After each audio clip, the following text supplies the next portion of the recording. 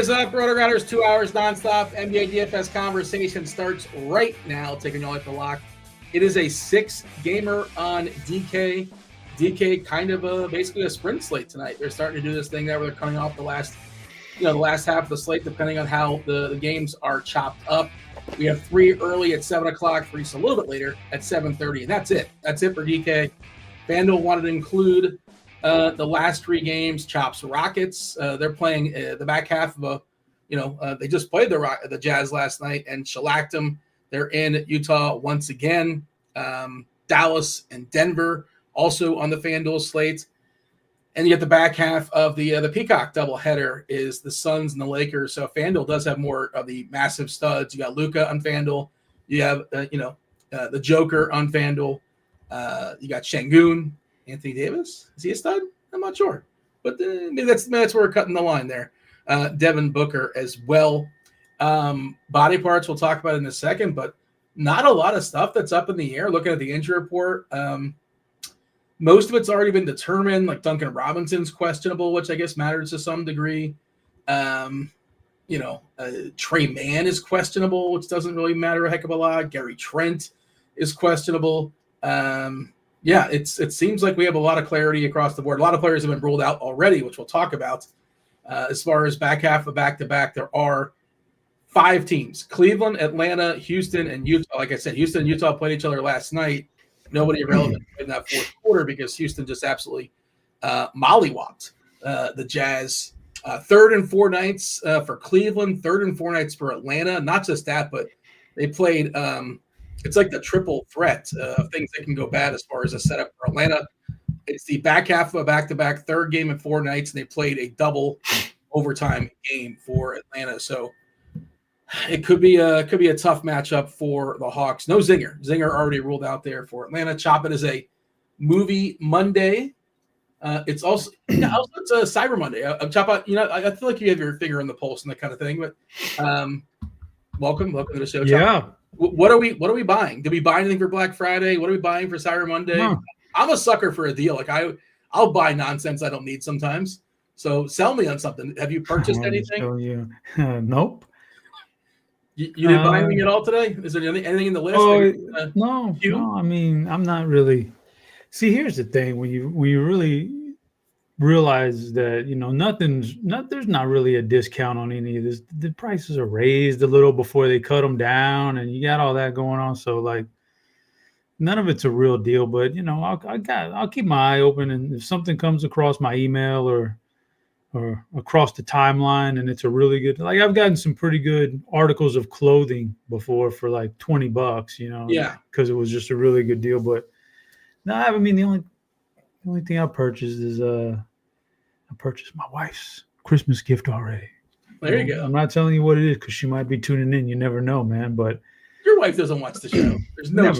You never know, Dean. You never know. Can so I got little things like that. I like to, anytime I see something, I feel like it's a good deal, I get it. But I don't specifically start to dive in on like Cyber Monday or Black Friday or anything. Well, I'm a sucker. I tell you what did happen. My kids are getting old enough. They do things by themselves now, right? Yeah.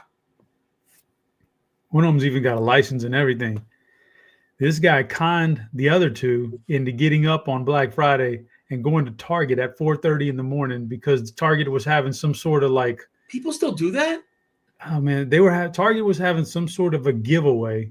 Oh my God. Where it's like, the first 100 people in get something of some kind of free thing, which he wanted, and then a chance at a bigger prize just for like, yeah. So he conned everybody into getting up at 4:30 and going with him. And like I wasn't awake, but I was looking at the Ring camera, and I seen him leave the garage at 4:30 and I seen him come back at 5. And I was like, or like 4:50, like 20 minutes later, I was like, well, that was quick. Yeah. They just went right to bed. They didn't even, the line was so long out Target. They just came right back home. So I honestly thought that got phased out. I thought like that mostly it's online stuff now. I didn't know people still do it, but okay. I wasn't aware that was still a phenomenon. I did buy Stars is terrible. It's like the worst of the streaming channels, but you get an entire year of Stars for $12 on an Amazon Prime. I love those. So I I'm love like, those okay, deals. okay. When they There's give gonna be some when they movie at give you some something point. for like $1 for 3 months, oh, you got it. You just why not? Even though I'll Yeah. probably never watch any of it, why not? Like MGM, I had an MGM Plus Yeah. $1 for 3 months. Yeah, get it. Why not? Never And know. HBO is like $2.99 for a year as well, like per month. It's with ads, but still like really, really cheap deals if you're in the market for such things. Yeah, I don't know what's good on Stars. Like, I'll look and try to The find a good Power movie. Universe. The Power Universe. Big commitment. There's like 19 different shows, and I just that's too much to commit to. I got to catch up on my Tommy Egan spinoff. I haven't seen the season. I haven't seen the season 3 yet. I'm on. Book of Powers. I know that's a huge deal on Stars, but it Ghost. seems to be too much. Yeah, get it. All right, hit that like button. Do subscribe. Turn on those notifications. Raising Cain, 50 Cents, life story. I feel like I've heard that, but I've not seen it. I'm not aware of it. The whole Star, even any of the original shows, I don't think I'm aware of. Spartacus, didn't they do that many years ago? Spartacus. Oh, I Didn't watch saw that. that. I saw that on rewatch about a year ago. Yeah, they had the lead actor he died. That was they had really to switch it out like after a season or two. They switched him, and I was like, "What's going on here?" But yeah, he had a disease or something. But yeah, it was an interesting show. Don Yeezy said he bought a $120 for a $40 40-inch screen TV. That's like one of those Michael Scott's, right? If like, what's not exact. Michael Scott's a little smaller than that, but I was in the market for one of those 100-inchers. I was thinking, yeah, I mean, I have a pretty big screen, but like 100 inches is like $1,000. Like, come on, why not?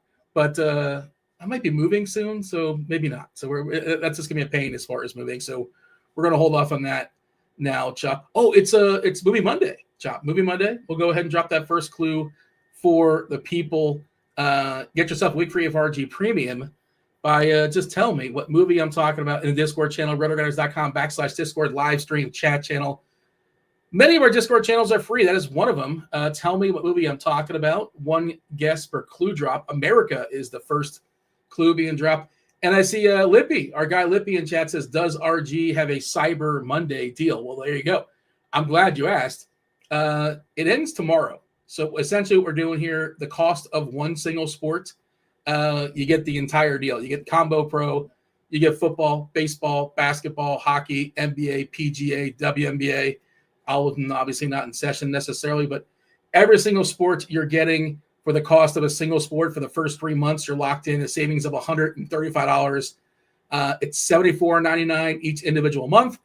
Afterwards, it would go to $119 and change. Yeah, and should also mention, since we're here, we're giving away Shot Quality, a 3-day free trial.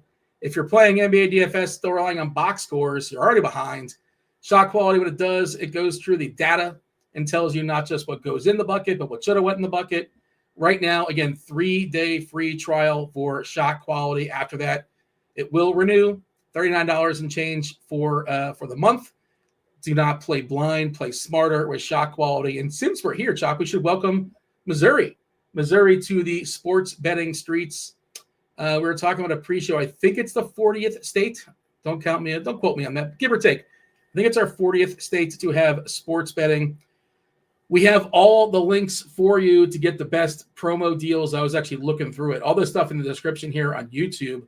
And look, I'm not here in the market to tell you advise, do what you want to do, but it's really take advantage of these things because once you get the promo deal, they're going to go away and you're never going to see them again. FanDuel, like $5 off. You bet $5, you get $300 back in a bonus bet.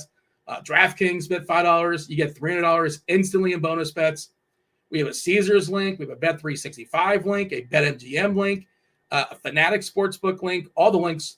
Well, just check the main link in the description here on the YouTube channel. And welcome to sports betting, Missouri. Chop. By the way, Rocky IV is not the answer, but it's a great guess. It's a hell of a guess. Living in America, see what you're doing there. The Apollo Creed song.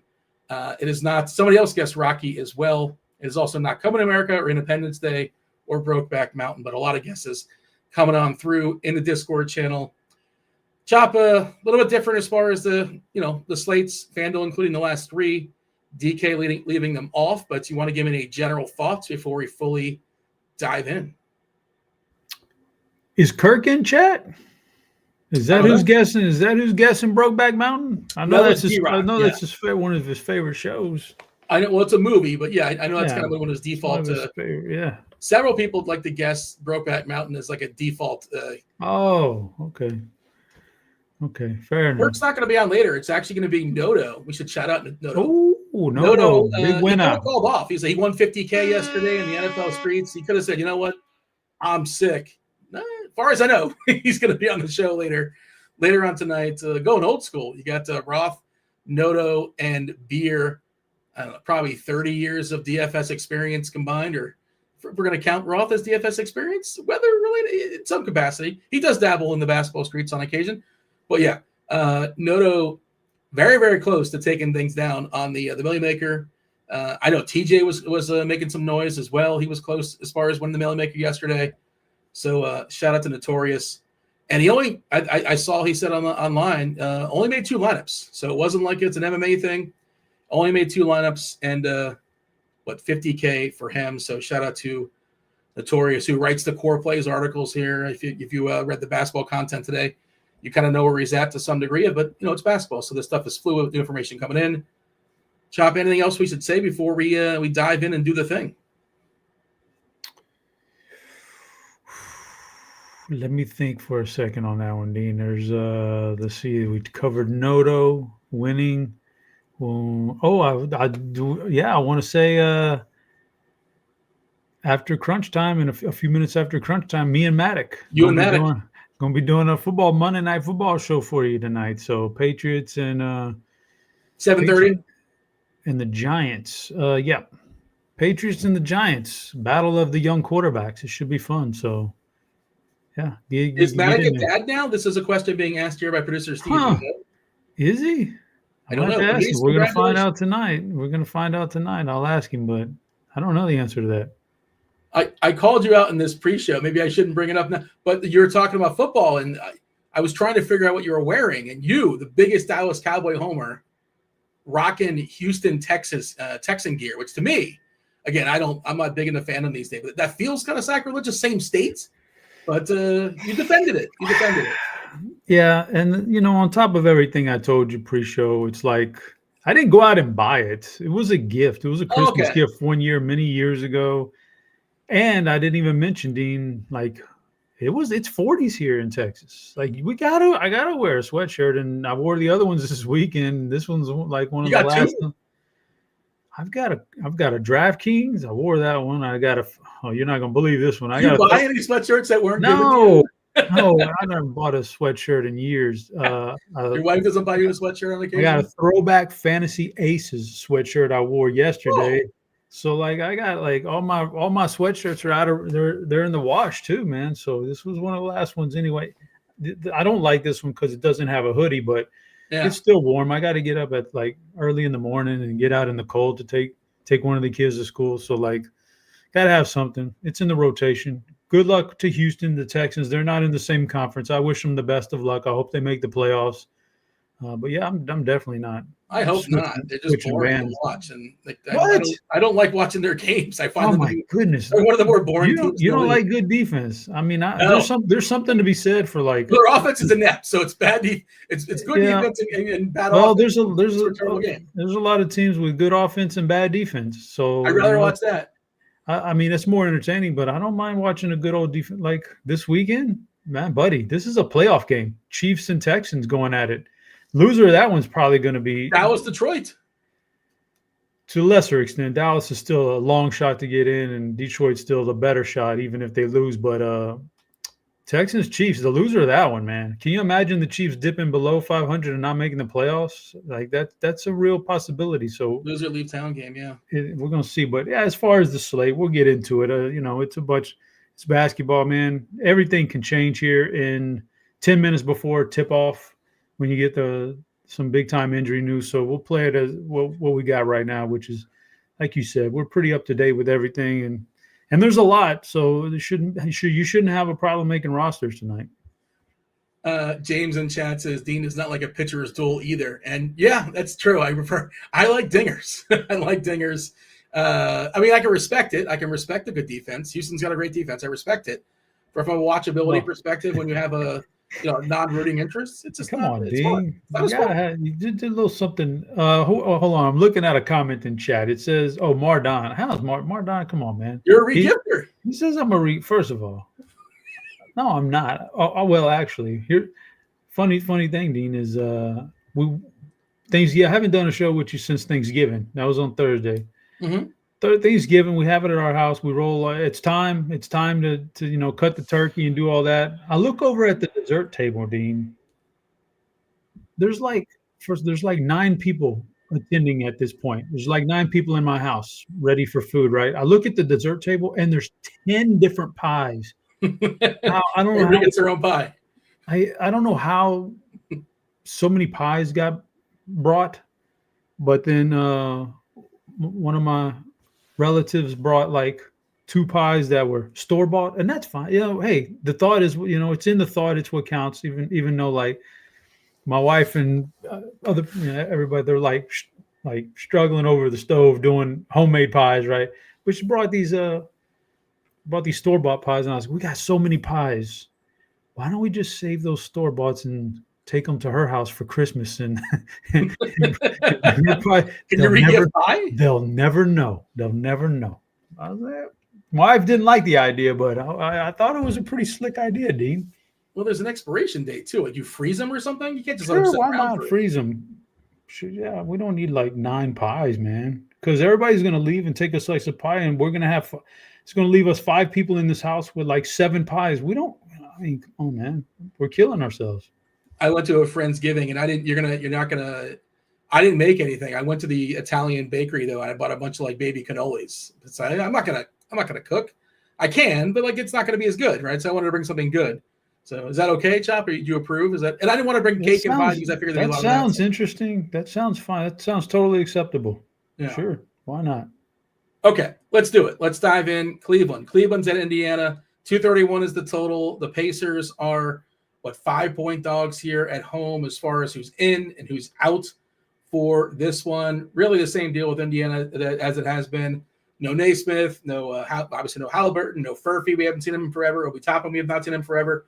Cleveland is playing the back half of a back-to-back.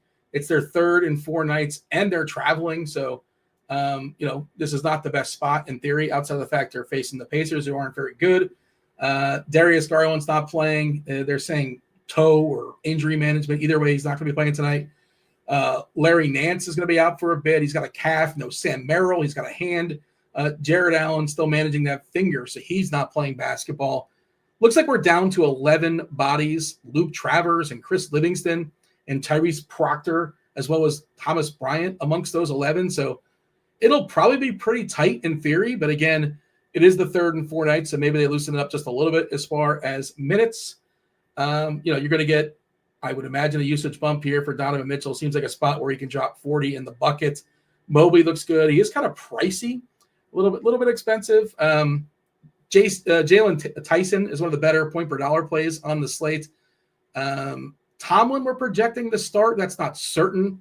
And we're also projecting Craig Porter, even on the bench, to play pretty well because he's priced low. And, I didn't mention Lonzo Ball is out too. For some reason, I didn't mention him. Yeah, he's got an illness. So that's why they're especially thin as far as guards. It wasn't a back-to-back thing. He's actually he had the fish. He had the cannoli. So he's not playing tonight. Cavs, Pacers, what do you got?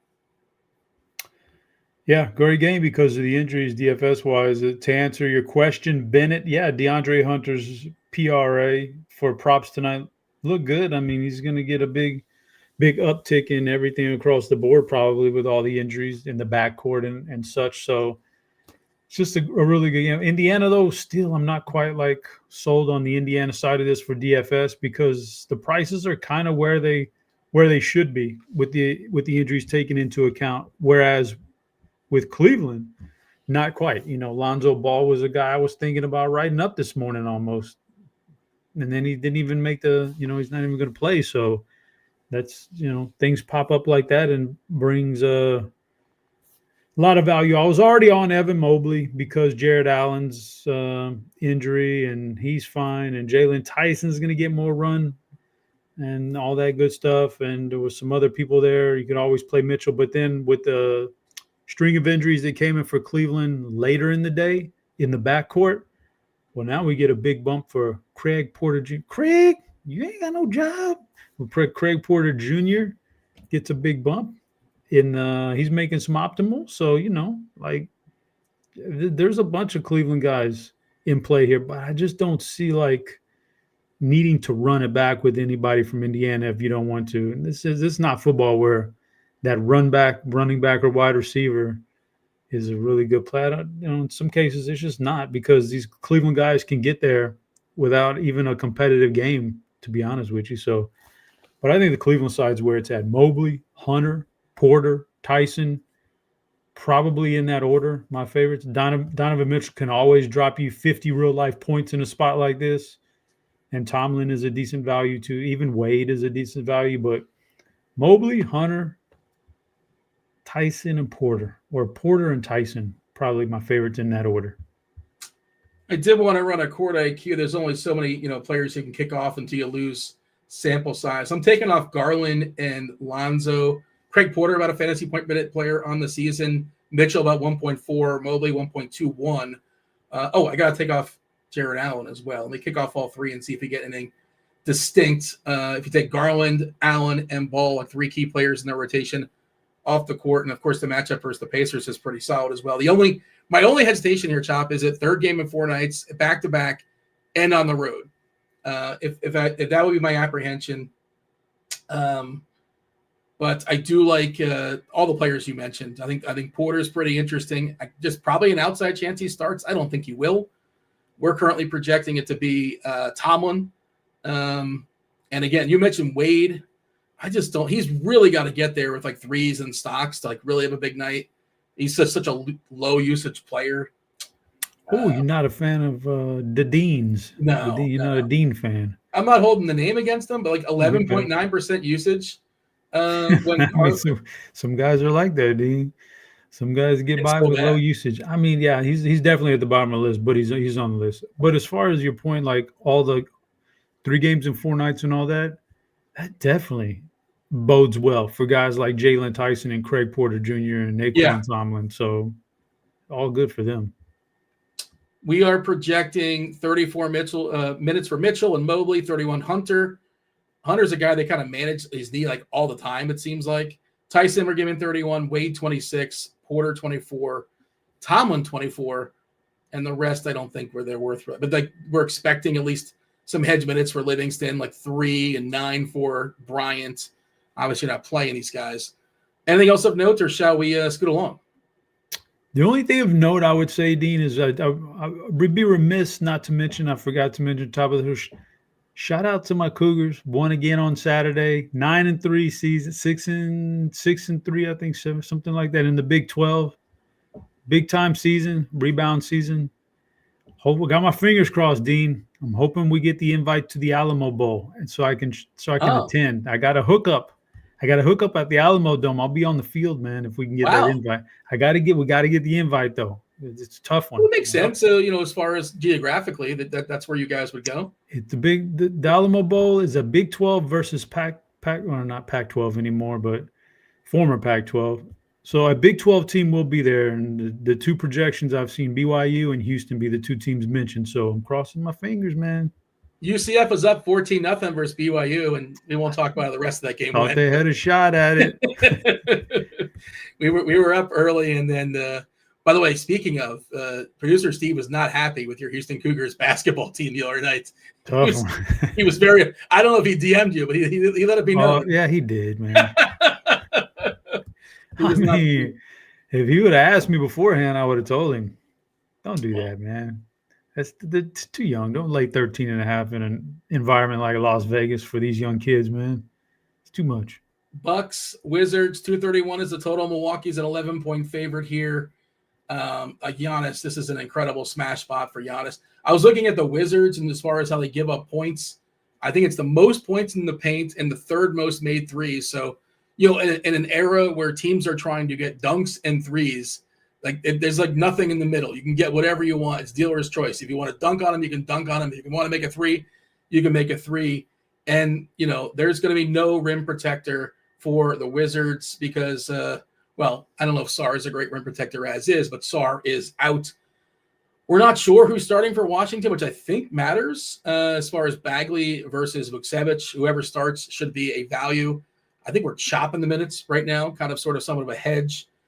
But both are really, really cheap, and both are pretty good fantasy points per minute player historically. So one of the better values is probably whoever starts at center for Washington, although there is, in my mind at least, some fragility to it because, well, you can get 2 quick fouls. We've seen earlier in the season where Vukcevic was the only big man standing, and they just went small. He just barely played.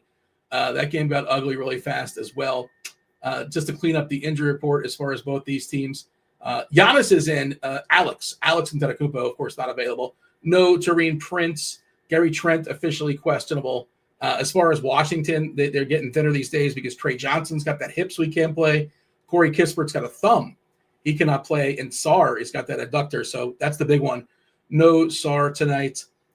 We're projecting Bagley right now. Chris Middleton, revenge. Also, KPJ projects pretty good too, who came back recently. I love Giannis here. I'm a little bit concerned he's not going to get full minutes, but like if you give me like 32 minutes of Giannis, he's going to pummel this team, right? It would seem so. You would think that, and he's pretty consistent. He's pretty good. He doesn't have too many really down games, so I think he's a rock solid option if you want to go that route. And on FanDuel, you got choices because Jokic is on that slate too, and he's high price. But I think he's pretty clear. And I think, Jokic and Don Luka's on the slate too. Mm-hmm. So over there on FanDuel, which I actually have pulled up, Dean. So lucky us. It's a tough decision, but on DraftKings, he's clear. He's like clear number one, right? Like clear number one guy. So you got that going for you with a lot of value out there. So he's fine. Kevin Porter Jr., not to be confused with Craig Porter Jr. from the other game. Kevin Porter Jr., before he got injured, he was rocking for this team. He was putting up really good numbers, and he was basically the point guard one. So does he kind of resume that, or did Ryan Rollins bump him out? We've seen one game, and Porter was okay. So I don't know how that. We'll see how that plays out, but he's fine. 5,400 on FanDuel is like a bargain. If you think he's going to grab another 30 points, that's pretty rock solid floor for that kind of price tag. Not going to touch Rollins at this price tag with Porter back, and Keyshawn George has upside. We've seen that. I worry, going against Milwaukee, they can be more defensive minded at times. So I'm not really into like some of the other guys, some of the veteran guys. McCollum and Middleton don't cut it for me. But Keyshawn for upside, if you want to do something to run it back with like Giannis and your Kevin Porter or something like that. We're only giving 29 minutes to Giannis. He played 19 minutes most recently, but that game was a blowout. It was more of a blowout than the final score shows. It was like 116-99 against Brooklyn, but Milwaukee was well ahead, and then I think Brooklyn closed pretty well. He did put up 45 fantasy points. Of course, that's not enough. And like you said, it's the biggest raw points projection on the DK slate is Giannis tonight, playing 19 minutes. And he played a 6-minute stint in the first quarter, 6.5 minutes. And in the second quarter, he played like 5 minutes. So I guess he was on track to play 22. He came out with in the third quarter with about 4 minutes to go and just never came back in. It seems like another spot where they can rest him if they want to, but he's also well rested. I'm not really sure what to do with it, but even at 29 minutes, Chop, he projects pretty well. What if he plays 31? I don't know if he will, but I think it's possible he plays 31. Besides that, I'm sorry, did you give a take as far as Bagley versus Vukcevic? Are you interested in whoever starts there amongst the bigs there for Washington without Sarr? Nope, not against Milwaukee, no. Yeah, I'm probably going to fall for that. It's not a great matchup. I'm probably going to fall for the at least considering. If Bagley starts, he's a really strong fantasy point minute player, and he probably plays 24 minutes, give or take. He could play a few more, could play some less. He's in the mix, if nothing else. More so on DK than on FanDuel. Second clue, Chop. Second clue for today's Movie Monday. The first clue is already scrolling. It's America. Second clue is store. America and store. It is not No Country for Old Men or Beverly Hills Cop or Braveheart or Idiocracy or American Gangster. Some good movies getting thrown at Not Uncut Gems, or The Sisterhood of the Traveling Pants, or Braveheart. Lots of guesses coming through here in the Discord channel. We're done with the Wizards and the Bucks, yes? Done. Okay, Hawks, Detroit. Hawks are like 10-point dogs here. 233.5 is the total. I did mention this one. I'm a little bit scared of Atlanta. I actually bet Detroit -9 earlier today. I hate the spot for Atlanta. Third game in 4 nights. It's a triple whammy. Back half of a back-to-back on the road, quadruple whammy because they played they played a double overtime game last night. If you go through the minutes of some of the Atlanta players, and it's this is the front end of a back-to-back, and they're traveling and all that. They played a boatload of minutes. Johnson played 45 minutes last night. I think Kungwu played somewhere in the 40s as well, if I'm not mistaken. So I'm just a little bit concerned. 47 for Kungwu. The Zinger is still out. No Porzingis, so you got to presume he'll be starting. And they also don't have a ton of bodies. They have like 12 in total, maybe 11. I counted them earlier. So Porzingis is still out. Otherwise, nothing new. Trae Young's still out. We haven't seen him in a while. Detroit's Karis LeVert's expected to be available. He's probable with his knee. By the way, if you missed it, Kobe White was officially ruled out. He was doubtful, but we knew he wasn't going to play. Duncan Robinson for Detroit is questionable. He's got an ankle, so just keep an eye on that one. I don't really know if that matters a ton because he doesn't have enough guys. Probably gives like Tobias Harris a tick, but nothing terribly meaningful. I guess maybe Jenkins would get a bump. Maybe he would draw the start. We're currently projecting Robinson in. Is there a meaningful bump if we happen to lose Duncan Robinson in this game? No. No little bumps. But I don't know little, very, very little. Nothing's moving the needle. I don't like this game, Dean. I'm just going to be straight up with you. Don't like the game. Don't have anybody highlighted. Nickeil Alexander-Walker might be the guy I would most recommend just because I'm looking at price tags on FanDuel, and he's the cheapest of those Atlanta guys. And he's probably a little younger than the other guys or in the same – I mean, maybe not Jalen Johnson, but maybe he's got a little bit more left in him tonight than some of the other guys. I don't know, but it could be a blowout. That's just not really feeling this game too much, but it's the same characters. If you want to spend up on Cade, you can. I think there's a lot of good spend ups though, especially on FanDuel. So I don't know that that's the route I want to take. Jalen Duren's fine. Price tag is catching up to him though. The other guy is not really interested in this game. And then, like you said, for Atlanta, Jalen Johnson, he's fine. It's just a matter of the competitiveness of the game and how many minutes these guys all get. So I'm a little worried about this game. I don't really like this game too much. I don't think there's going to be anybody in my lineup from this game. You're buying the same thought of Jalen Johnson, 36 minutes. That might be, again, I understand the projection. It makes a lot of sense. They only have like 11 guys, but I just feel like they're going to – and sometimes you get yourself in trouble. You kind of assume how the game's going to play out. But I feel like Atlanta's going to struggle. It's what we got to do. We got to assume how it's going to play out in our head. But, 45 minutes yesterday, and did you watch that game? It was a really – I did not. At a certain – I actually, in overtime, turned it off because I was like, well, Philly won this game. Philly won. And then Philly and Maxey collapsed, missed 2 free throws, and it forced a double overtime. Maxey missed 2 free throws, man. Like, what in the world? Well, he played like 52 minutes. What do you want from the guy? I'm not saying I didn't blame him. I'm just saying I can't believe it. Like Tyrese Maxey steps up, and all you got to do is hit 1 to seal the game, and it's over with. Anyway, so it goes to double overtime. Yeah, it's a tough deal. And then you're getting on the road, and you're going from Philly to Detroit tonight, and I think there could be a lot of tired legs. I think they may start out the game. You're fine first quarter. Second quarter, you're a little bit more sluggish by after halftime when you've sat and now you've gone a little cold. That's when the dead legs start kicking in. So I'm not a big Atlanta. Yeah, I'm with you in that line of thinking that at a certain point we got to find reasons, Dean, not to play guys because there's lots of guys every night to play. Well, here's our reason not to play too much from this game, I think. Yeah, and Cade's like in the pool. Duren's fine, but I have no priorities on Detroit. Tyrese Maxey, you want to guess how many minutes a game he's playing this season? Now, to be fair, I think Philly's played like 4 or 5 overtime games. They played a ton of overtime games. Man, they depend on him so much that I'm going to say he's probably creeping around that 40-minute mark. He's leading the NBA. Now, if you want to count Keegan Murray, he's got 2 minutes on Keegan Murray. If you don't count Keegan Murray, he's 3.5 minutes higher than the next guy. And 3 and 4 both play for the Lakers. The Lakers are massive frauds too. They're number 2 in the East right now, I believe, right ahead of your Rockets. The West. The West.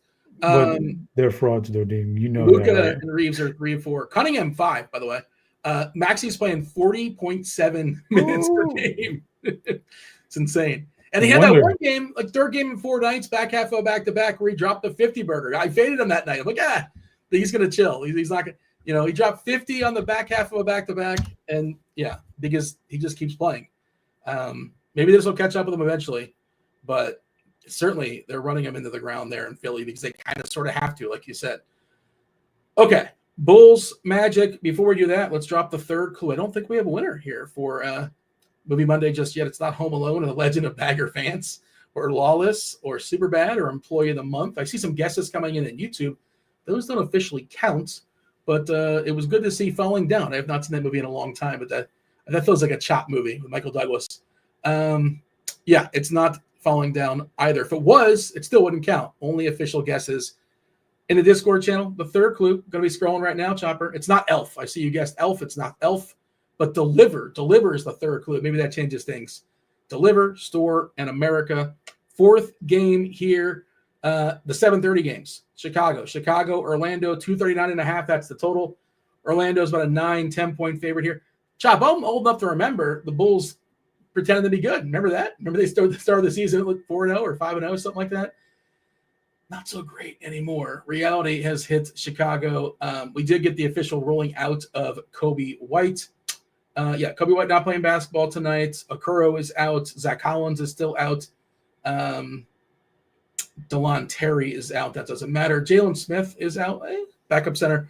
He's got a hamstring, so he cannot play basketball tonight. Still no Banchero for Orlando. He's got a groin, so he's not playing with his groin tonight. Franz Wagner still playing with his face mask. We'll be playing with that. Brother Moritz, Mo Wagner, still not available. And that's the only thing that matters on Orlando. How do we feel about the Bulls and the Magic? I like this game in general. The Bulls are not necessarily jumping off the chart to me, but if you want to play any DeSumo is fine for that price tag. And I mean, I'm not going to get to Giddey because he's a little bit too expensive, and Vooch is hitting 3-pointers. He can be okay, but it's really the Orlando side that I really like. Jalen Suggs, rock solid, consistent right now. You can go that route. Desmond Baines picking it up after a slow start. Awesome play. And then Les Wagner, Franz Wagner. Like him, man. Big time projection. Like FanDuel. I'm FanDuel specific tonight for you since we got to have both DraftKings and FanDuel covered. FanDuel has several players that seem underpriced. Like Jalen Suggs? Not egregious, not like, oh my God, this guy's going to get 60% ownership, but underpriced and like you look and go, whoa, 8,100 for Wagner. Like that guy could drop 45 to 50 points, and that's a pretty good price tag. There's another one we won't talk about later. It's Kevin Durant because he's not on the main slate on DraftKings, but he's the price. You mentioned Suggs is underpriced. Like you could build a whole lineup. You could build a whole lineup on FanDuel with guys like Wagner and Durant and these guys that are mid-range but underpriced by a pretty wide margin to me, and they all have upside. So, I like this Orlando side. Bain, Wagner, and Suggs really good. Yeah, slow start, obviously, for Bain, but he certainly broke out of it. It was awesome last game as well. Terrible decision by me. I played Suggs over him. I love the Detroit minis, the stack with the Pistons, but, it's about today and today only.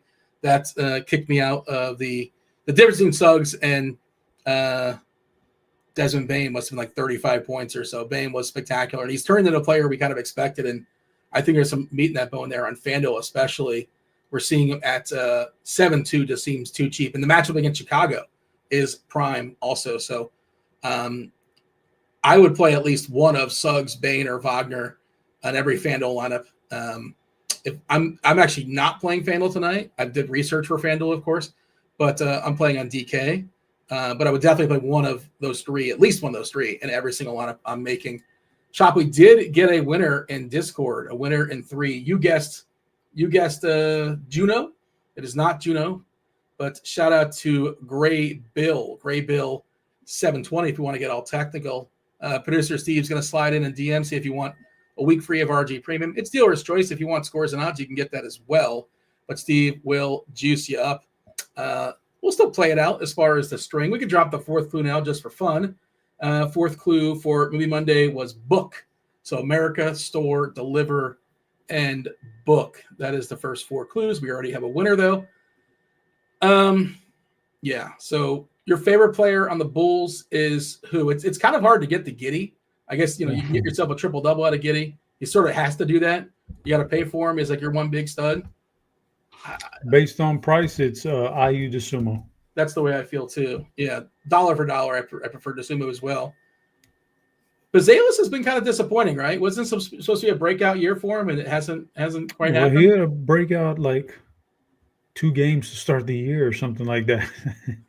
Sometimes we shouldn't chalk guys up too quickly, but so yeah, no, he's struggled quite a bit after that, but I don't know. We'll see how it plays. Oh, Dean, sometimes these guys take time to get into what they're really going to be in their NBA careers, and sometimes they start off fast and it's all fool's gold. So you got to be careful. I remember people were crowning JJ McCarthy after that Bears comeback. I went, man, it's a good quarter. He looks rough now. Oh boy. I mean, what's the dude? God, I've already forgot the guy's name. Who's the guy that quarterback Minnesota yesterday? Oh, Brosmer. Did you watch him in college? I never heard. Yes, he wasn't good in college. I don't even understand. I mean, I tell you, Dean, my season-long team is in shambles because the quarterback can't get the ball to Justin Jefferson. Saquon Barkley's having a career worse year, which I knew, but I had to take him with the 3rd pick. I mean, he's sitting there and couldn't. The line is hurting there too for Philly, obviously. Yep. It's an issue. But Justin Jefferson's mad, can't get the ball. It's rough, man. It's got to be frustrating for him. He got the ball with Josh Dobbs, and there's a couple other Carson Wentz got him the ball at least with a broken shoulder. Crazy broken wing. Yeah, it's a tough season for Minnesota. All right, we don't have time to go into it. I know how to fix the NFL. I know how to do it. We don't have time to get into it, but we'll talk about that another day. Let's scoot along. I believe we're done with our Orlando and Chicago. One of the better games on the board, right? Would you agree? Orlando, Chicago? Yeah. On DraftKings, it's a much smaller slate, I would say. Yeah. On FanDuel, you got some bangers, man. Bain and Suggs are both projecting really well on TK. I ran some optimal stuff, and we haven't had a boost as far as our projections. But the most popular player right now hitting my lineups, I had some variants and such, is Marvin Bagley on TK. Assuming he starts, he's going to be mega chalk. And the second most popular is actually Yegor Yeoman, which is kind of interesting. We'll talk about him. So you add variance, Dean. Why don't you explain to the people what you mean by you add variance? Why would you do that, and what is the purpose of it? Well, I don't want to I don't want to see 100% of a player. I want to see I want to get a different shuffle. I just want to see and what players are populating in. And if I didn't have variance, if I just said, hey, let's just go 100% every single position, I'm probably, depending on the night, depending on the slate, obviously, and how much value may or may not be out there, but you're probably going to get 4 players that hit 100% of your lineup. And I also know who those players are. I don't need to see them at 100%. I want to see who else is, and they're going to be holding people out, right? So I want to see who's populating when all of a sudden we subdue the variance. So we added a variance and subdue we cap it at 70, 75 or so. Yeah. Now, are you doing the variance in addition to capping exposure? Yeah, I'm doing both. Okay. And I'm also not running 150 lineups. I'm not doing that. I'm not playing it. I just want to see it. Yeah, you just want to see. Yeah. You just want something to. Yeah. Is that what you do as well? No, but it's fine. I prefer. Everybody's got their own. I prefer to use uniques in a situation like that. Like 2 or 3 uniques. I bump it up 3 or 4. If you, I never do that. Not like I'm going to play them, right? But it's like if the optimizer wants to jam a guy in at 100%, even though I've got 3 or 4 uniques, then he must be like the creme de la creme value play on the slate. Like I can judge it, but gives me an idea of just how much because like you said, if you just ran 100% with no variance, you'd get a whole bunch of guys at like 100% ownership. Like, okay, let's get out of that. It doesn't tell you the difference between that could be 2 guys sitting at 6,500. One guy's projected for 0.2 more points, which is nothing, right? But you're going to get one guy all the time, and you're going to get one guy none of the time. At least if you add some variance, or you add the uniques, a lot of them, then it tells you it really can shift through like what the optimals really, really, truly like. If you get a guy a bunch and you got some unique setup, but everybody teach their own, man. Just a process. This is a tricky game. Clippers at Miami, 236.5 is the total. Miami, fastest team in the league. Clippers, the oldest, deadest, like terrible, most terrible team. One of the most, I shouldn't say the most terrible, but they're pretty terrible. I think they have 5 wins on the season, and just slow is what I was getting at. So like is Miami just going to run them off the court? This old, slow Clippers team, Batum, like Chris Paul and Brook Lopez, Kawhi. It's just such an old team for the Clippers. We just got Jaime Jaquez officially ruled in for Miami. So that's the problem with Miami is they're almost too healthy, right?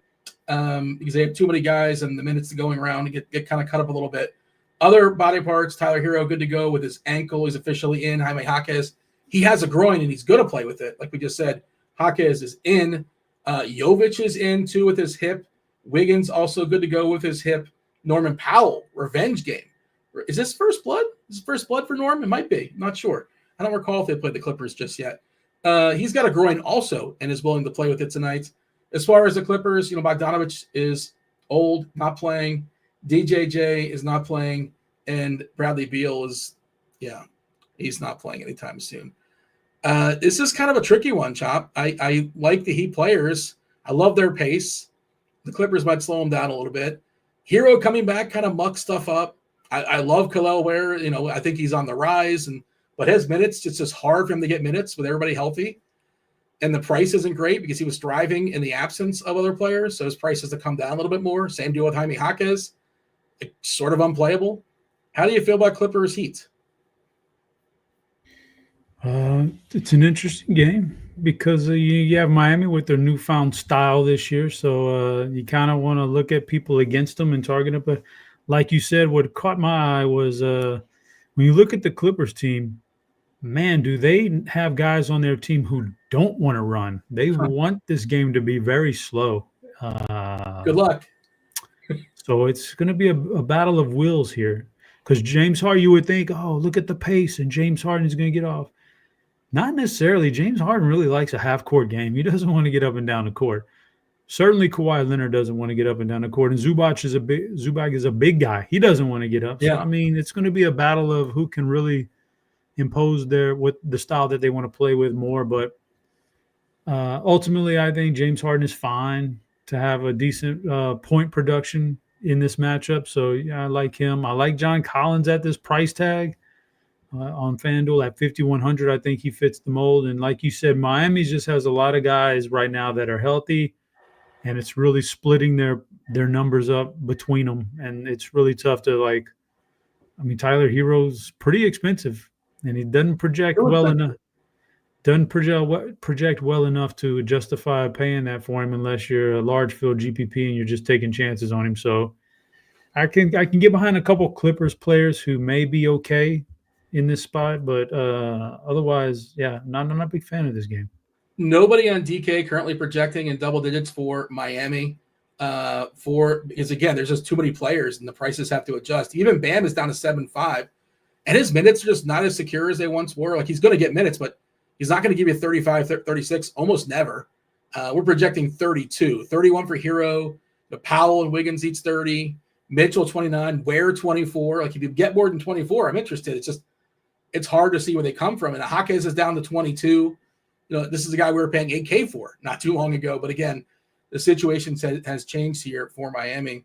I like the Collins call. He's probably my favorite point per dollar player on on the Clippers. And if somebody's going to run, it's probably him. He probably can get some garbage stuff. He's playing some backup 5 as well, which he can certainly benefit from. Chop, do you believe in the old thought that the home team in general dictates the pace in basketball? I'm sure you've heard that before. Is that real, or is that just something somebody made up? I don't know if they made it up, but I don't know. I think if two teams are pretty evenly matched, more or less evenly matched, I can get behind that theory. But when one team's better than the other, yeah, I think the team who's better will dictate it. But when they're kind of evenly matched, I can get behind the home team dictating the pace thing with the crowd and everything. Last game of the DK slate. We'll give the people the 5th clue for today's Movie Monday just for fun. We already had a winner. Shout out to Graybill. The 5th clue, Chop, was chat. America, store, deliver, book, and chat. Those are your 5 clues. And speaking of chat, hit that like button. If you guys are on the YouTube, do subscribe, do turn on those notifications, hit all the buttons, turn on all the things, tap it, caressive, whatever your adjective of choice is to turn that thumb up for us. We do appreciate that, so we can keep the old lights on. 15 minutes away, give or take, depending on Notorious. The Notorious one, the richer Notorious these days after football slate took down 50K. Shout out to him. Beermakersfan also joining the show.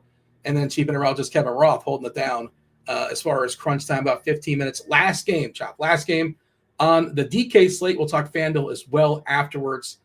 Hornets and the Nets, 229.5 is the total. The Hornets are 5-point favorites on the road, which must mean they're playing somebody terrible. And look at that. They are. They're playing the Nets. Who's in? Who's out for Brooklyn? Well, Noah Clowney on the injury report, but he's good to go. He's available. He's got a hip. No issues there. They did rule out Terrence Mann. He's got a rib, so he cannot play. Michael Porter Jr. expected to be good to go. He's officially available with his back. Cam Thomas, we haven't seen him in a while. He's still out. So MPJ is projected to take a pile of shots here. Yegor Yeoman is projected to start. We also have Tyrese Martin. Did not start last game, I don't believe. Was the last game the one on Friday, or did they play over the weekend? I don't recall now. But, yeah, we'll see as far as who Brooklyn is rolling out. The Hornets getting healthier, right? Ball's good to go. Miller's good to go. The only issue as far as Charlotte, Trey Mann is questionable with his ankle. Everybody else, not relevant. Salon is available to play. I don't know if he's going to play any minutes, but he's back. Looks like he's back from a G League assignment. Chop, how do we feel about Hornets, Nets? Don't mind it, Dean. Don't mind it at all. You got the Charlotte side against Brooklyn. There's some good pieces there. Ball, Bridges, always solid. Knipple, he's fair. With everybody back, he's not as good. Brandon Miller's a pretty cheap price tag on FanDuel. If you're over there, 6,600 is not bad. They got some good pieces. They're all right. But it's the Brooklyn side that looks really good to me. You get Claxton, if you can fit him in that position, which is only one center over there. I like him.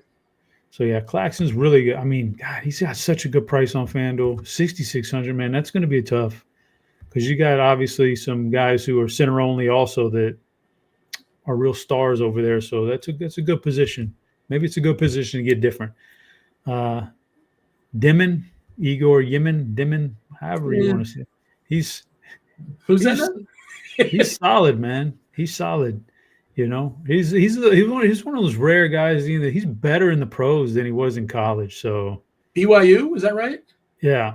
He was really disappointing that 1 year he was there. He just nothing seemed to click really. Sometimes it did, but for the most part, he looks better in the pros. So give him credit for that. $4,500 on FanDuel. Excellent price over there in this matchup. And the one guy I really have highlighted that I really want to play and thinking about what kind of build I want, but it's Michael Porter Jr., not to be confused with Craig Porter Jr., and he's not to be confused with Kevin Porter Jr. But play all the juniors, man. Stack them up. Jaime Jaquez. All the Porter Juniors, man. Porter Juniors. Michael Porter Jr. though, coming back from the back injury, doesn't seem like ownership. I don't think ownership tells me people aren't really wanting to play him as much tonight, even though he's been so good this year in his new environment. Maybe because they're a little scared of the back injury flaring up on him or whatever. But man, in GPPs, like you're just not going to get discount is the thing. But no, we're getting a discount on FanDuel. Oh, he's 8.4 on DK. He's in the 7s on FanDuel. Is that right? He's 8. He's 8K on, which is a little bit better because of so now I've got this build where I can go Porter and Durant and Wagner, like all these $8,000 guys, man, and just stuff the whole dang. You know what I mean? Like, I think it's a really interesting build, and I'm really. But Porter Jr. is like 40 points. If he's remotely healthy and he's going to remotely get his run he was getting prior to the injury, 40 is an easy spot for him with 50+ point upside. Yeah, in this matchup, I like Michael Porter Jr. quite a bit. Is Jaeger Yeoman good chalk?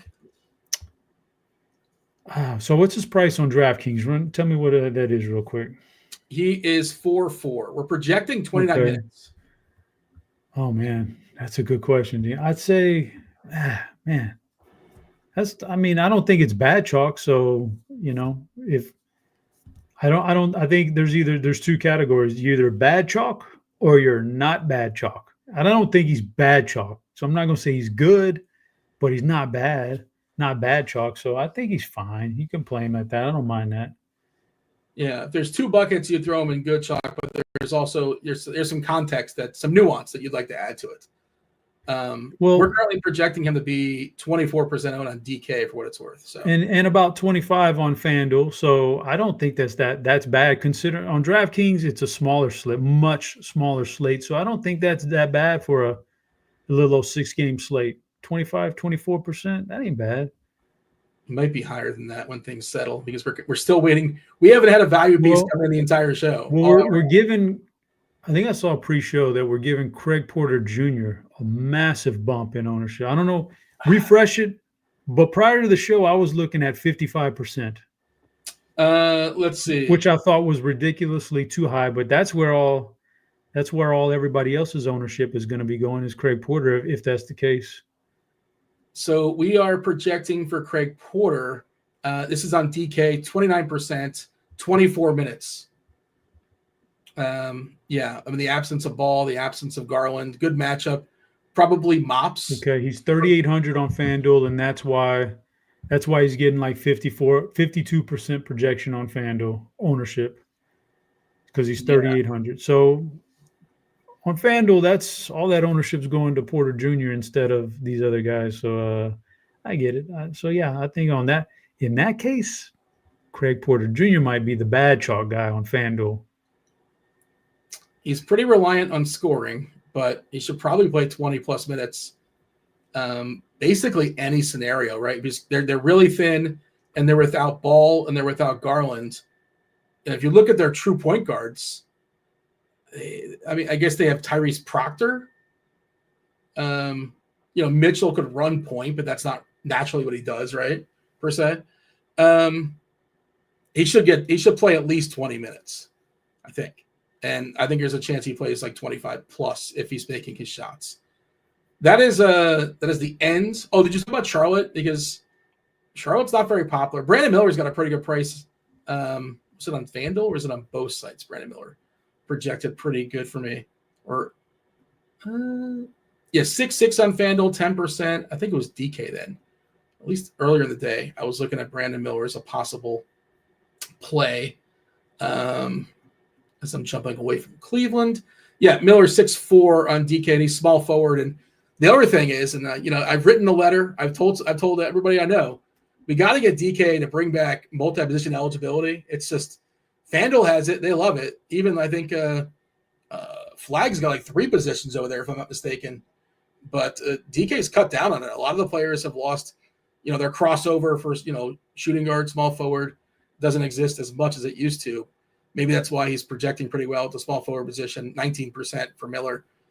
Do you have anything that we like as far as Charlotte? Because the concern is, 28 minutes we're projecting for Ball. The price has come down, so he's more playable.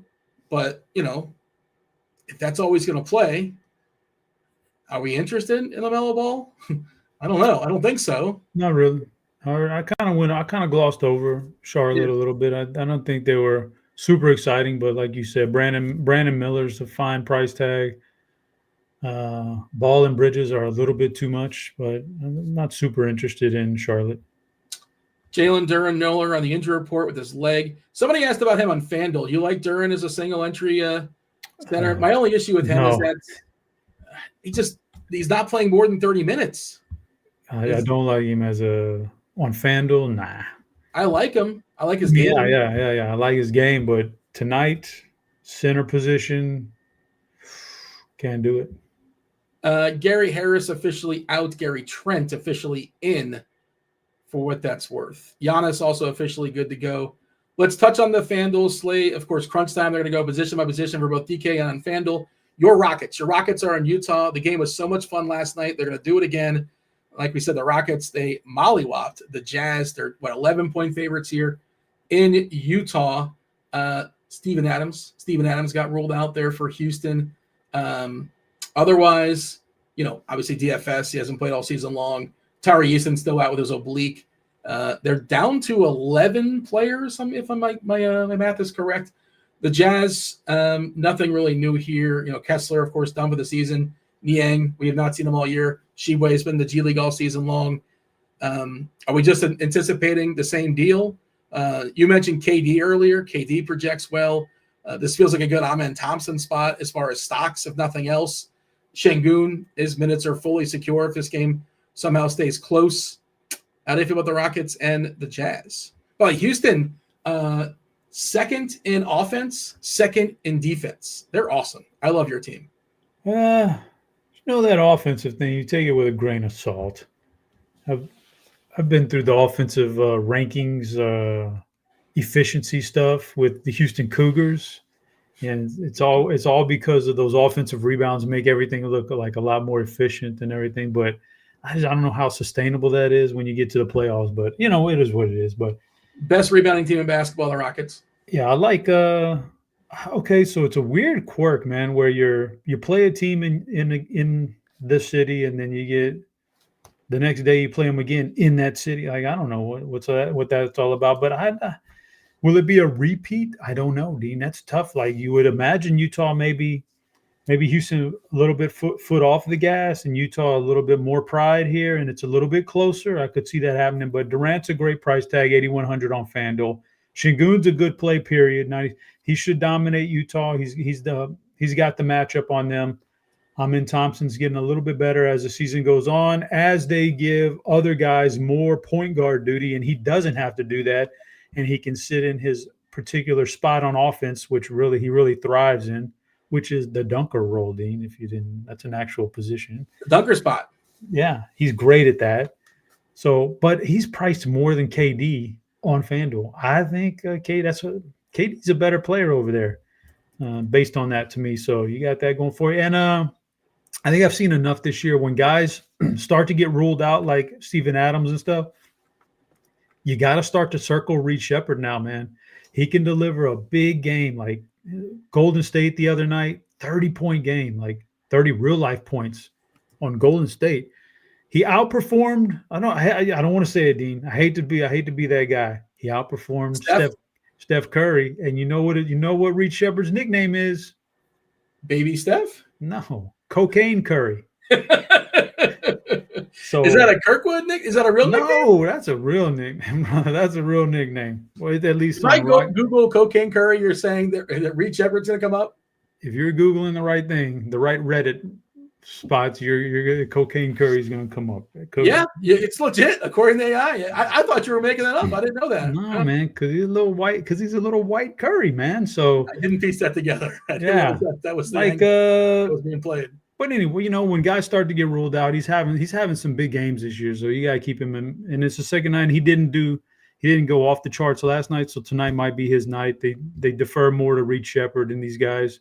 Jabari had a big day yesterday, so I don't know if you're going to get 2 in a row from him. But I like the price tag on Durant. Şengün's a stud. Reed, you can keep in play.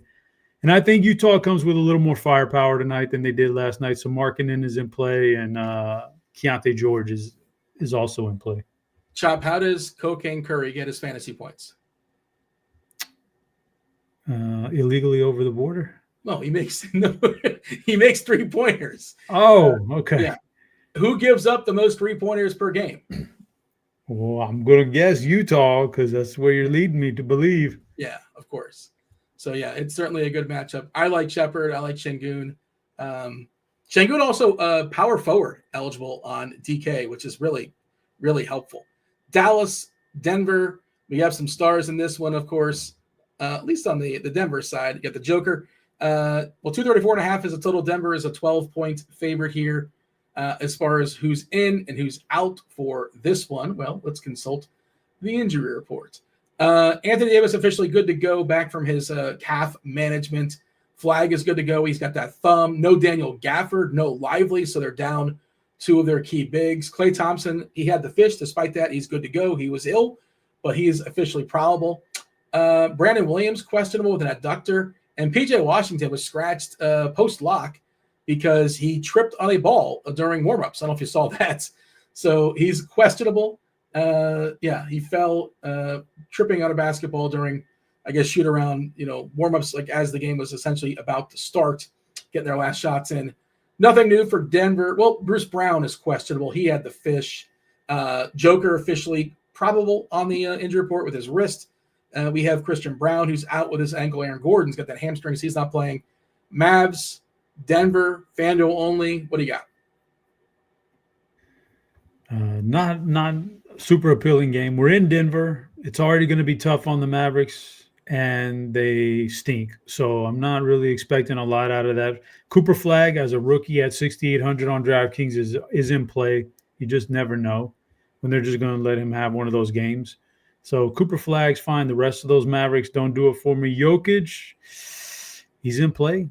He's probably one of the higher projected guys on this entire slate. He's right up there with, like I said, Luka and Giannis. He can always drop a big game, especially in this matchup. You got to worry a little bit about blowout here. And I worry about him being center only on FanDuel, which is going to take away from some of the guys we've already talked about. So you play him at your own peril. The rest of the Nuggets don't really. This game in general, not great for me. But Flag, Jokic in play, depending on how you feel. We just got a little projections update. I saw people in chat talking about whether projections have not been updated. Well, no news like that was not expected dropped in the last 2 hours or so. I did see we gave a hedge minute to Thanasis and Antetokounmpo. Looks like I got a minute or so now. And like you said, Joker, of course, the highest projected player, always the highest projected player when he's on a slate. On FanDuel, number 1. We'll talk about number 2 in a second. That would be Luka. As far as ownership this game, we are giving 15% to Watson, 15% to Joker, 13% for Washington. You might have to sit, kind of be ready. I don't know if he's going to play or not. It's hard to say. Again, he took that spill pregame. After lock. Was it after lock? It was around lock. But nonetheless, we don't know if he's playing or not. Everybody else in single digits. We will knock out the last game. Crunch time's coming in here about 5 minutes or so. Last game on the FanDuel slate. I do want to add some clarity. We have a winner for today's Movie Monday. Gave out a week free of RG Premium to Graybill in the Discord channel. Let's just tell the people how he got there. The first clue, Chop, and also I was trying to think of a movie. Today is Cyber Monday, so I was trying to think something Cyber Monday related. And I didn't want to go too far off the reserve. I was thinking about the Net, but who's seen the Net in the last 30 years or so? But something to do with computers, the interwebs. First clue, Chop, was America, which was in reference to America Online. Remember America Online? Remember AOL? That was a big deal back in the day. That'll make sense in a second. Clue number 2 was store. There is a shop that is prominently featured in this movie, The Shop Around the Corner. Incidentally, this movie was based upon a book called The Shop Around the Corner that was written many years ago. Clue 3, Chop, was deliver. Deliver. How would I say this without actually saying the movie just said, think of things that get delivered. Think of things that get delivered. and you might get there. What gets delivered to your house, Chop? Besides UPS but like you have like a box outside your house. Mail. It's mail, Dean. There you go. Clue number 4 was book. Is actually a bookstore. This was the third movie that Tom Hanks and Meg Ryan starred in together. I think 1 was Joe versus the Volcano. 2 was Sleepless in Seattle. Clue 5 was chat because they met in a chat room. It's You've Got Mail. There you go. That's what we went with on Cyber Monday. Have you seen You've Got Mail in the last 20 years? Probably not. But you remember it. I don't think I've ever seen You've Got Mail, Dean. You're aware of it, though. Yeah. And I'm also aware of that other one they did together that was even more famous. Sleepless in Seattle. Yeah, that's it. That's the one. Yeah. And I'm not a big... kind of forgot about. Not a big Billy Crystal, Meg Ryan. Well, this is Tom Hanks. Tom Hanks, Meg Ryan. You're thinking of When Harry Met Sally. Meg Ryan is in both of them, right? Yes. Yeah, I wasn't a big Meg Ryan, except for Top Gun. Boom, Top Gun was good. Yes, she was Goose's wife. Yeah, poor Goose. R.I.P. Goose. I was thinking that was Kelly McGillis, but no, that was Kelly McGillis was good back then. She kind of hit the skids, Dean. Phoenix, the Lakers. Crunch time is here. Let people know how you feel about the Lakers and the Suns. This is the second half of the Peacock doubleheader, Chop. Ryan Dunn is available. He's good to go with his wrist. Jalen Green is out as well. Your boy Dylan Brooks is off the injury report. The Lakers are playing the back half of a back-to-back. LeBron did not play yesterday. We do have Marcus Smart out. How do we feel about the Lake Show versus the Suns? What do I don't know, Dean. Like Luka's Luka's gonna have to vie with Jokic and Giannis. You know, they're all around the same price tag on FanDuel. Which one? Like, they're all a toss-up. I don't know, man. So he's there. LeBron, I'm not paying $8,500 for LeBron and his injured sciatica. Austin Reeves is fine, but he's $8,800. Austin Reeves is $8,800. Like, God, the price tags just don't fit. If anything, maybe I can run it back with some Phoenix because the Lakers are a bad defense. And that will certainly get exposed just about every night. Somebody competent comes to town. So Dylan Brooks, maybe. Like, I hate to say it, and he's not a great fantasy asset for consistency, but every once in a while he gets hot with a shot, and he can get it. Mark Williams should be able to do some things on the inside. Somebody said Williams' revenge game. Like, he wasn't. Remember, he was traded to the Lakers, and the medicals didn't quite clear. Oh man, is he still angry at the Lakers? Does Dallas Connect also do something? Probably maybe. Not. Good eye there, Dean. I like that angle. And then Booker's $9K. Like, honestly, he's a star, fantasy star this year. So if you want to go that route, like, he's 200. He's only 200 more than Austin Reeves, and it's a bad defense, and I can get behind that. So that's how I feel about that game. But Reeves is, like, to me, one of the worst plays on the slate with LeBron back. 8-8 just seems way too much. Luka's hard to get to as well. We currently have him like a 4%. LeBron, the most popular when you consider salary amongst their big three, at 12%, and Booker at 10%. This game's not going to be well owned for what it's worth. Ayton had that injury scare last night, but I guess he's good to go. He's off the injury report. Crunch time coming in here, Chopper. Who is, you got to delegate your plums appropriately because you got to knock some out later on with Matic with the football show. But the first portion of your plums. For basketball related plums, who are you feeling tonight? Tough one, Dean. Lots of good options. I'm going to go with Michael Porter Jr. and hope he can get them minutes up over 30 minutes. Just a rock solid plays. The type of player I like. Just good price tag, good upside, good floor. Michael Porter Jr., not to be confused with Craig Porter Jr., who's not to be confused with Kevin Porter Jr. And Jaime Jaquez Jr., why would you even confuse him? Because his name's not Porter. Okay, let's do it. Let's seamlessly transition. Crunch time's right here, right now.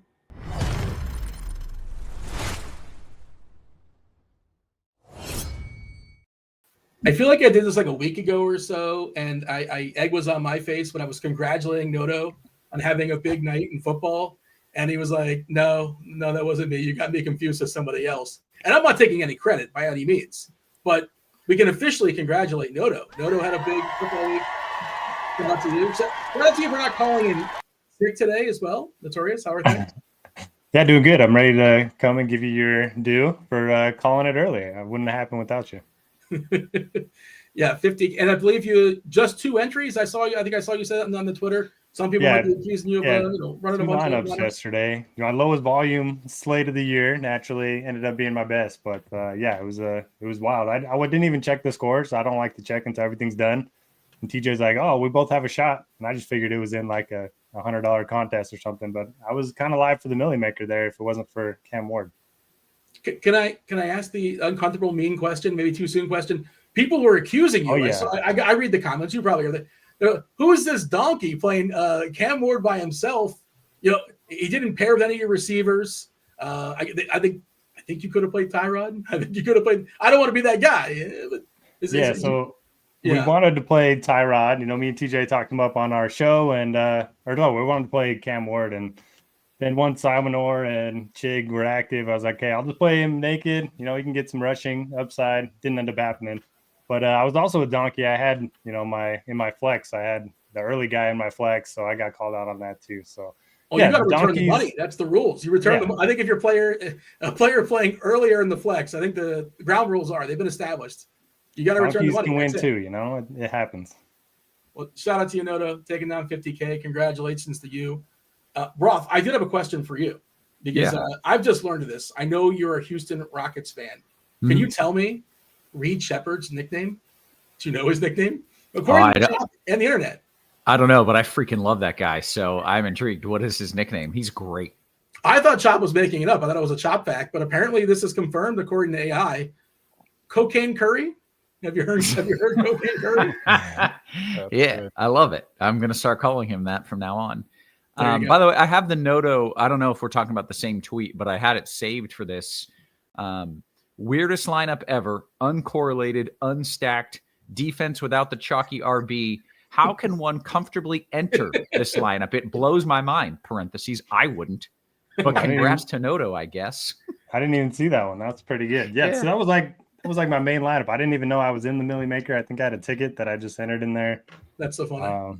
But yeah, ended up working out. Yeah. Well, shout out to you. Roth, how are things? Happy Monday.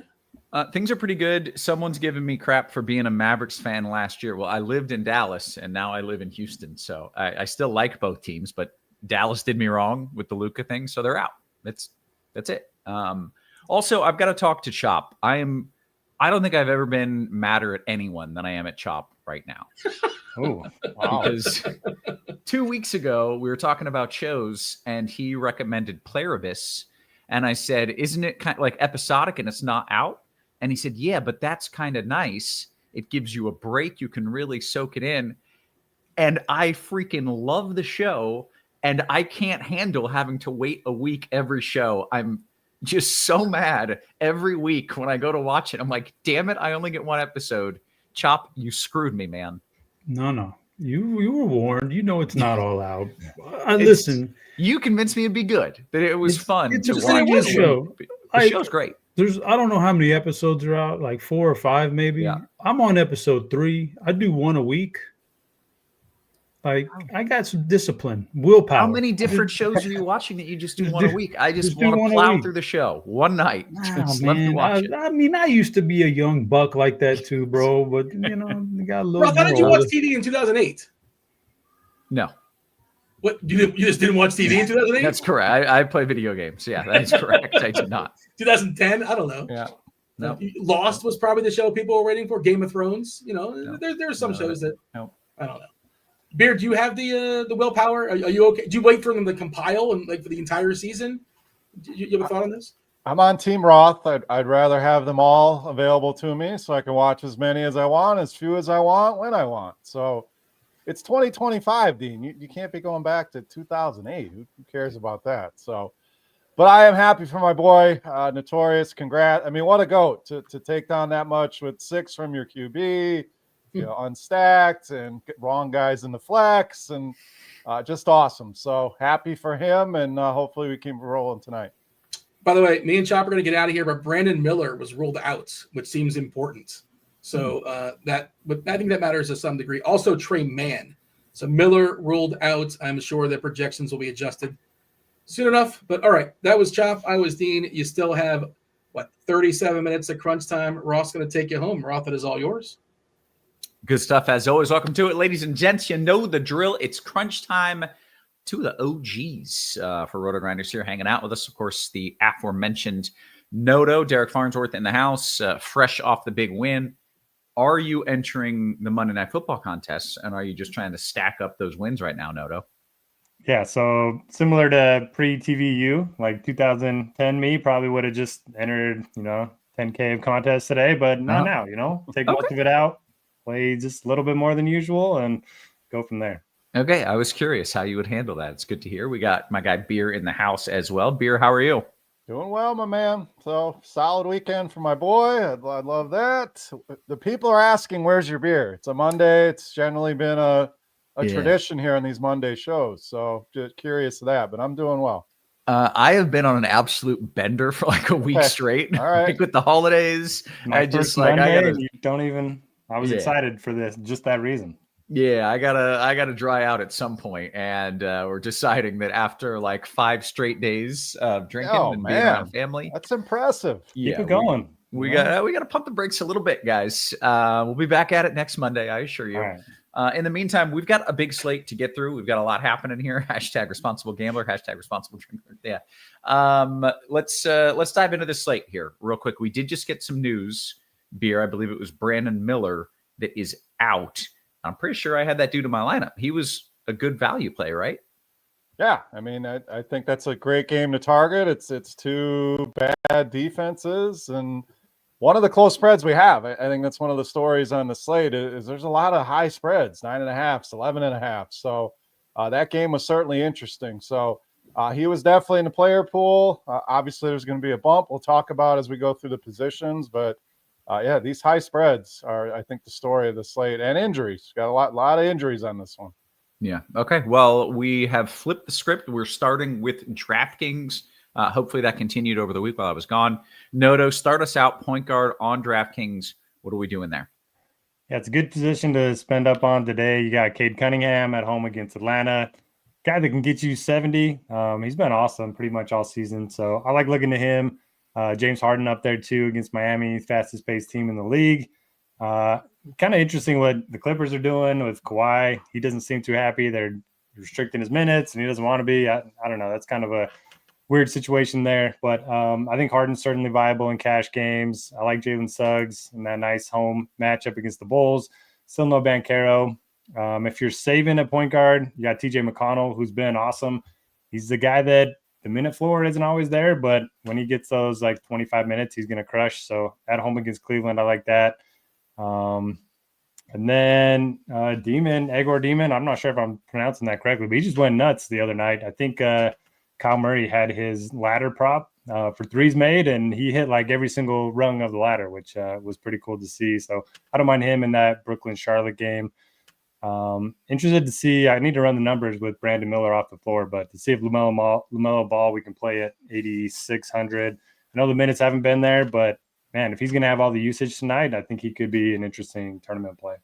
Yeah. Okay. Beer, your thoughts at point on DraftKings? Yeah, I love the LaMelo Ball call. He's not been great lately. Just the numbers have kind of been pedestrian, but they're missing some firepower now. So he becomes much more interesting here. I don't know if it's Demon or Demon either, but I think he's probably your best value tonight at 4,400 in that same game. There's going to be a lot of value out of that game. So he stands out. TJ McConnell was in the 6-pack today, so that's how much I like him. The problem is the minutes. It's kind of a yo-yo. You never know, but this guy averages almost 1.3 fantasy points per minute. So even if the minutes are lower on the lower end, we haven't projected for 22, I believe. Still a lot of upside for TJ McConnell. So good value there. I think Craig Porter's good value. Suggs I like more over here. When we get to FanDuel, he's going to be super highly owned over there. A little bit more expensive here at 7K. So the ownership kind of in check here. So much more prefer him here. I think Kevin Porter Jr., he's going to get unleashed sooner rather than later. They got him on a minutes restriction, but he's got huge upside as well. If I'm spending, Cade is my favorite player on this entire slate. I mean, the guy has just been on a heater, scored almost 100 DraftKings points in a game. So the floor, I think over the last month, he's only been under 50 once. I forget what the stat was, but just an incredible floor, incredible ceiling. He's my favorite play. If I'm spending, he's the guy I'm spending on, obviously. Very good. Let's go to shooting guard, Beer. Shooting guard, really like Desmond Bain. With Banchero out, these guys have just seen a big boost, a guy that can do a little bit of everything. So I like him a lot at 7,700. Donovan Mitchell, I think is a good spend at 9,500. Desanmu, some of the injuries with Chicago at 5,400 is a guy I like in the mid-range.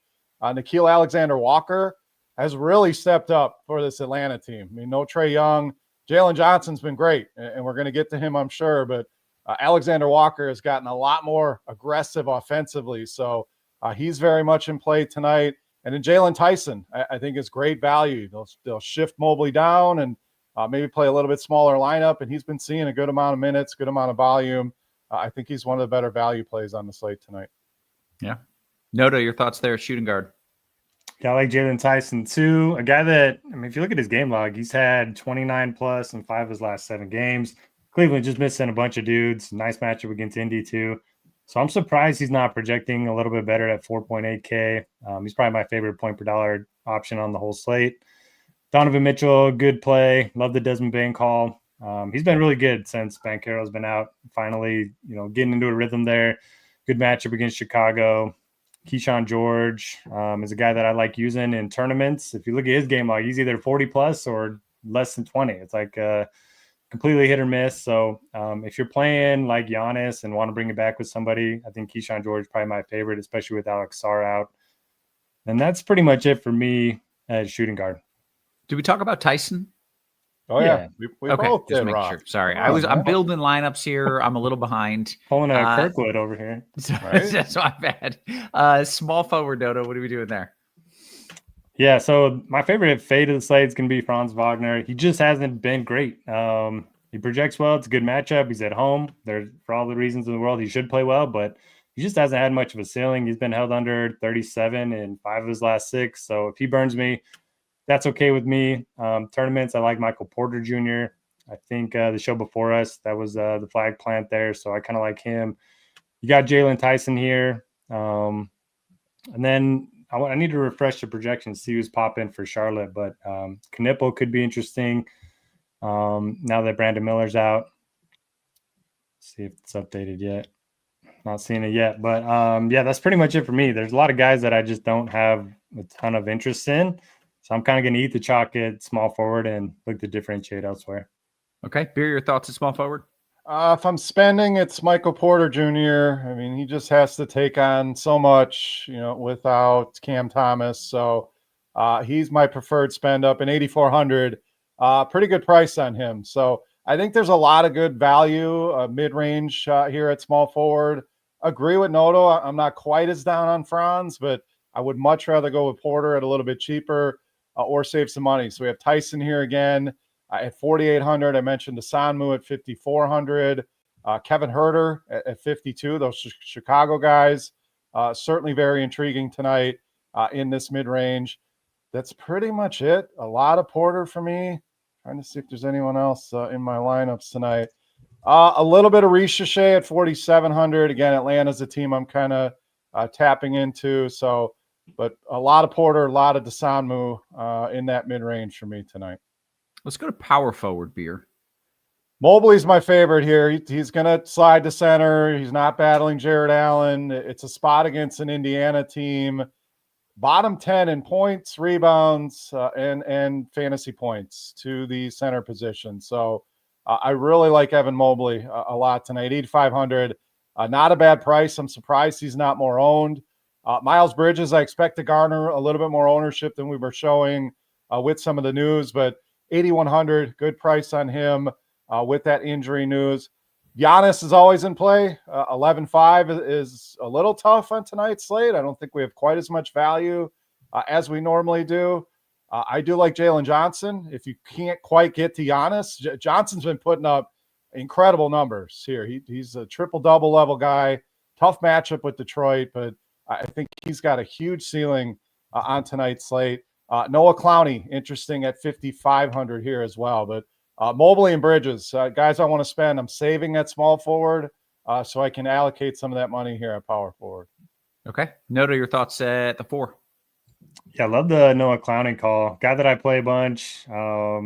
His minutes are starting to be really consistent. He's played 35 plus minutes in 4 of his last 5 games. He's had 34, 43, 30, 32. So a guy that can easily get you 6 or 7X in a nice matchup against Charlotte.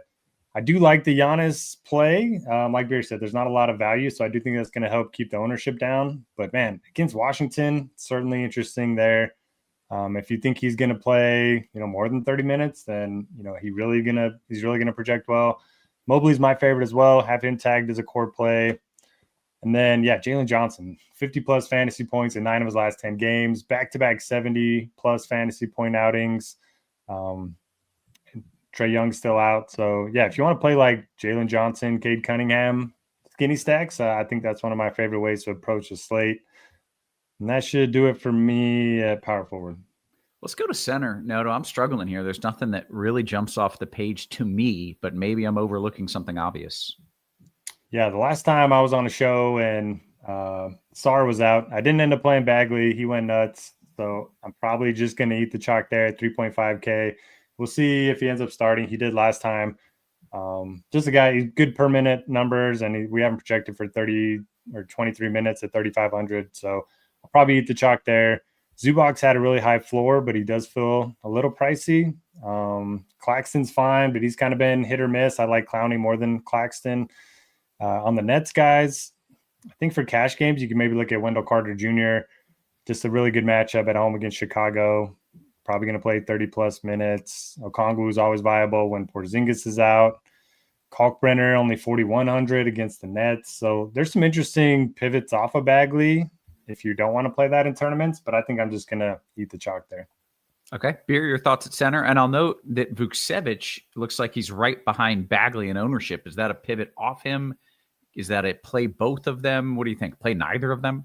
I wouldn't be playing both of them. I would make a pick. And if Vuk was significantly less owned, I think it's a nice pivot, but at basically the same ownership, Marvin Bagley to me is the best play. I was hoping the ownership wouldn't get too out of control, but he is my favorite center.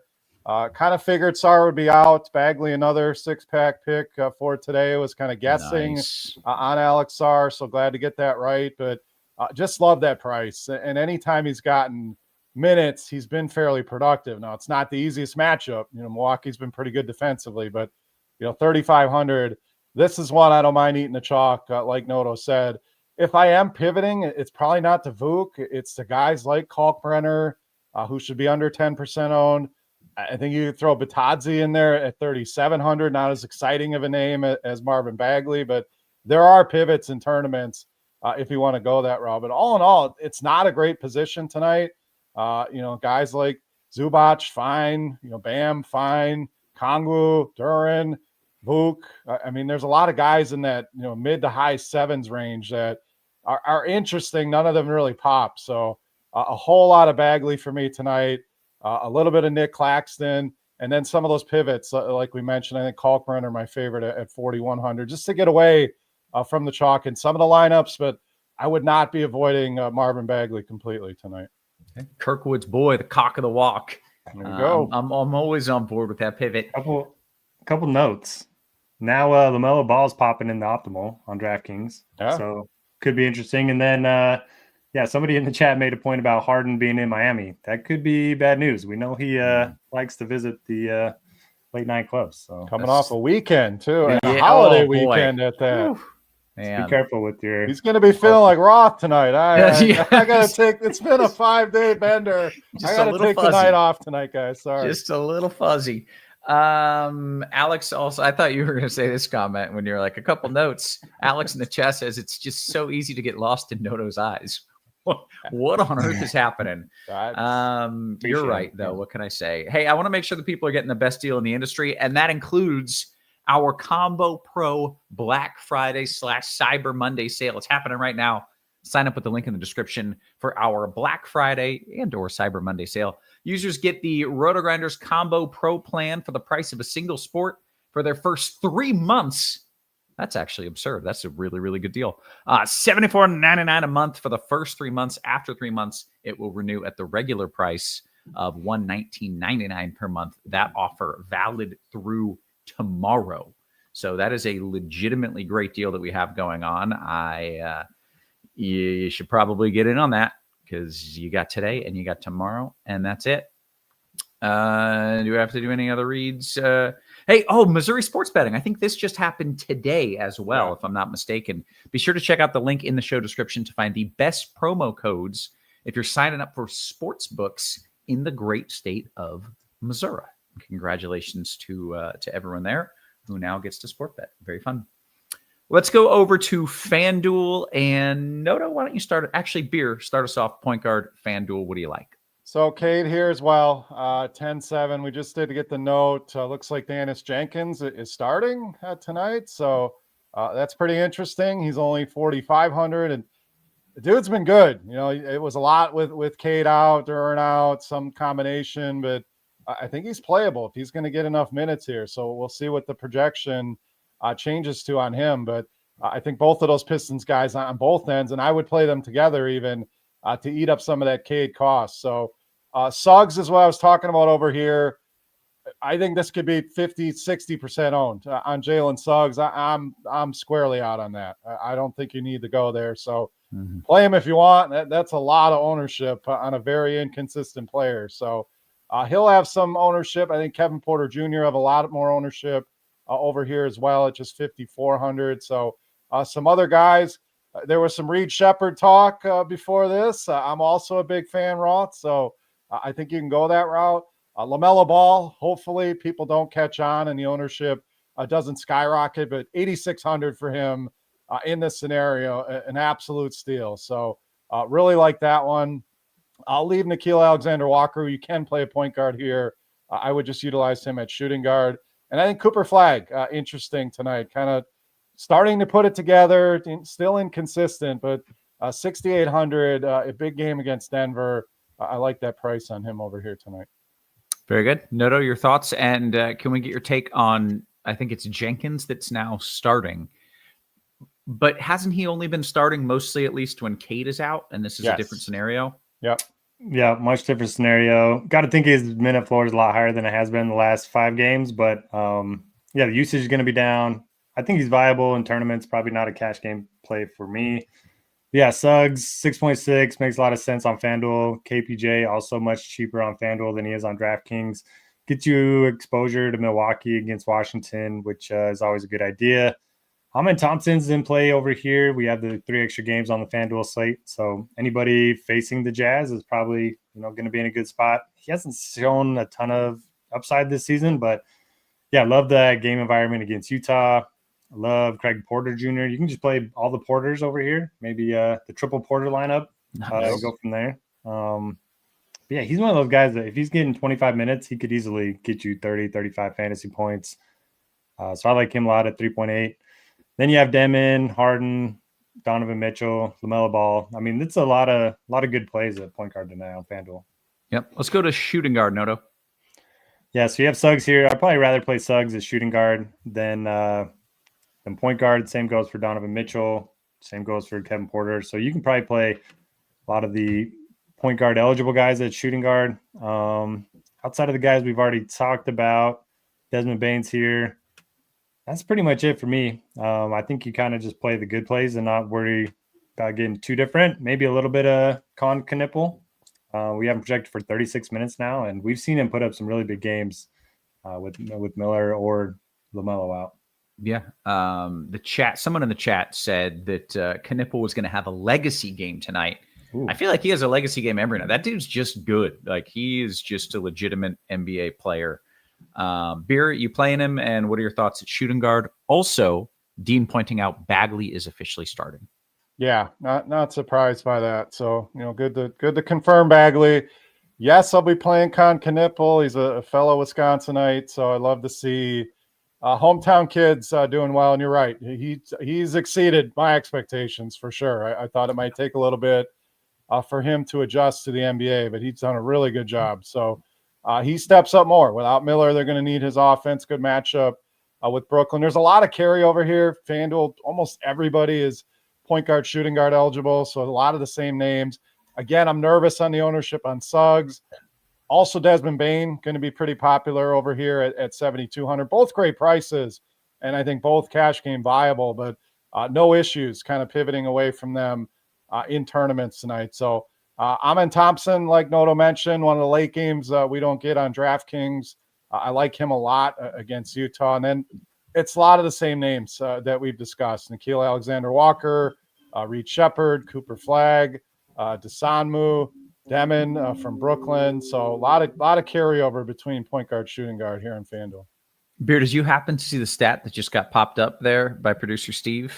Comparing Knipple to MJ. We'll see if we can pop it up one more time for you. Apparently, Knipple's true shooting percentage this year is higher than MJ's best year. His best year. This dude's the GOAT, man. That's it. You know who the GOAT is. Yeah, the debate is over. It's Con Knipple. I mean, that's an incredible stat. I mean, yes, we're however many games into a season, so but it shows how well the game has changed so much in that time too, with dudes just absolutely lacing threes. Wow. Look at that. It's not even close. It's not even close. Yeah, he's blowing them out of the water. Yeah. Not even close. Insane. Look at that. Beer, let's go to small forward. What do we got there on FanDuel? Really like Michael Porter Jr. over here as well. A little surprised he's not getting more ownership. So I'd much rather him at 8K than Franz or Bane, who are going to both be chalky here tonight. So that is my preferred play. Miles Bridges, also in that same pricing range at 8K. I really like those two. Aren't going to project quite as well as the Orlando guys, but you're getting them at a third of the ownership tonight. So Knipple here at 65 as well. We'll get him another shout out. Jalen Johnson, we mentioned on DraftKings. I don't think he's going to have any ownership here at 10-3. This is a superstar that I don't think the name is quite there yet, the name value, but this guy belongs in the upper echelon of NBA talent. So 10-3 is not cheap, but he should certainly be a part of the player pool. I think Lauri Markkanen at 8,200, tough matchup, but again, he's about all they have offensively, and another guy that I think will be 1-2% owned tonight. That's pretty much Jalen Tyson again, 5,200, so a little pricier over here, but that's pretty much it. A lot of Porter, a lot of Knipple, a lot of Bridges, and Tyson is my favorite value tonight. Yeah. Okay. Noto, small forward. Yeah, I did see MJ's in some lawsuit right now. Saw him pulling up. To a courtroom. I mean, what is the nature of the lawsuit? I didn't look into it. He said he couldn't believe he was there, is what he said. All right, I'll have to Google this. Small forward, what do you like? Yeah, Beer mentioned a lot of the guys that I'm playing. Knipple is probably my favorite, followed by Desmond Bane. DeAndre Hunter's solid. He's just never a guy that I end up getting to. He's probably going to give you 30 to 35, which is fine at 5'8". Kevin Durant's here against Utah. 8.1 is a good price for him. And then I do like the Jalen Tyson call on FanDuel. Nobody's going to play him. I think if you're playing him, you're probably playing him on DraftKings. So less than 10% ownership for a guy that can give you 35 to 40 in a nice matchup against Indiana. That's pretty much it. I'm not playing Wagner tonight. Probably going to be famous last words, but just hoping he has a mediocre game like he has been lately. Yeah. Okay. Let's go to power forward, Noto. Yeah, love Şengün against the Jazz. Probably my favorite spend on FanDuel. 9.7 there. Triple-double type of upside in this matchup. Like the Michael Porter call against Charlotte. We haven't projected for 33 minutes. So even though it's his first game back in a week, we're not expecting him to be on a minute restriction, which is nice. You can play Miles Bridges here. Kevin Durant. Similar to Jalen Tyson, I think Evan Mobley is going to get overlooked on FanDuel because he is more expensive. He's 8.9, but man, he gets a bunch of blocks and steals. So if anything, he's probably better suited for FanDuel's scoring system. And then you have the Denver guys too, Peyton Watson at 5'8". He's had a couple of big games recently. I don't think anybody's really going to play anyone outside of Jokic from that game tonight. Yeah. Beer, your thoughts of power forward? So Dean Wade is starting. He's 3,800. It's rarely a guy that I play, but I think he is interesting salary relief. So don't mind that. Again, a lot of carryover here with small forwards. I love Porter. I love being able to use some of these centers at power forward that we generally don't get on DraftKings. The Shinguns of the world, Okongwu, Mobley. I love tonight on both sites. So I love being able to jam multiple centers into the lineup. So those guys all stand out to me. PJ Washington, I don't think we've gotten any clarity yet in his status, and we probably won't for quite some time. But 6,700, a good spot for him. And I like the Peyton Watson call, 5,800. We'll have some ownership, but I don't think as much. And we've seen he can put up some big numbers. Inconsistent, but it's what you get out of guys in this range, guys that are filling in. I think he's a solid tournament play tonight.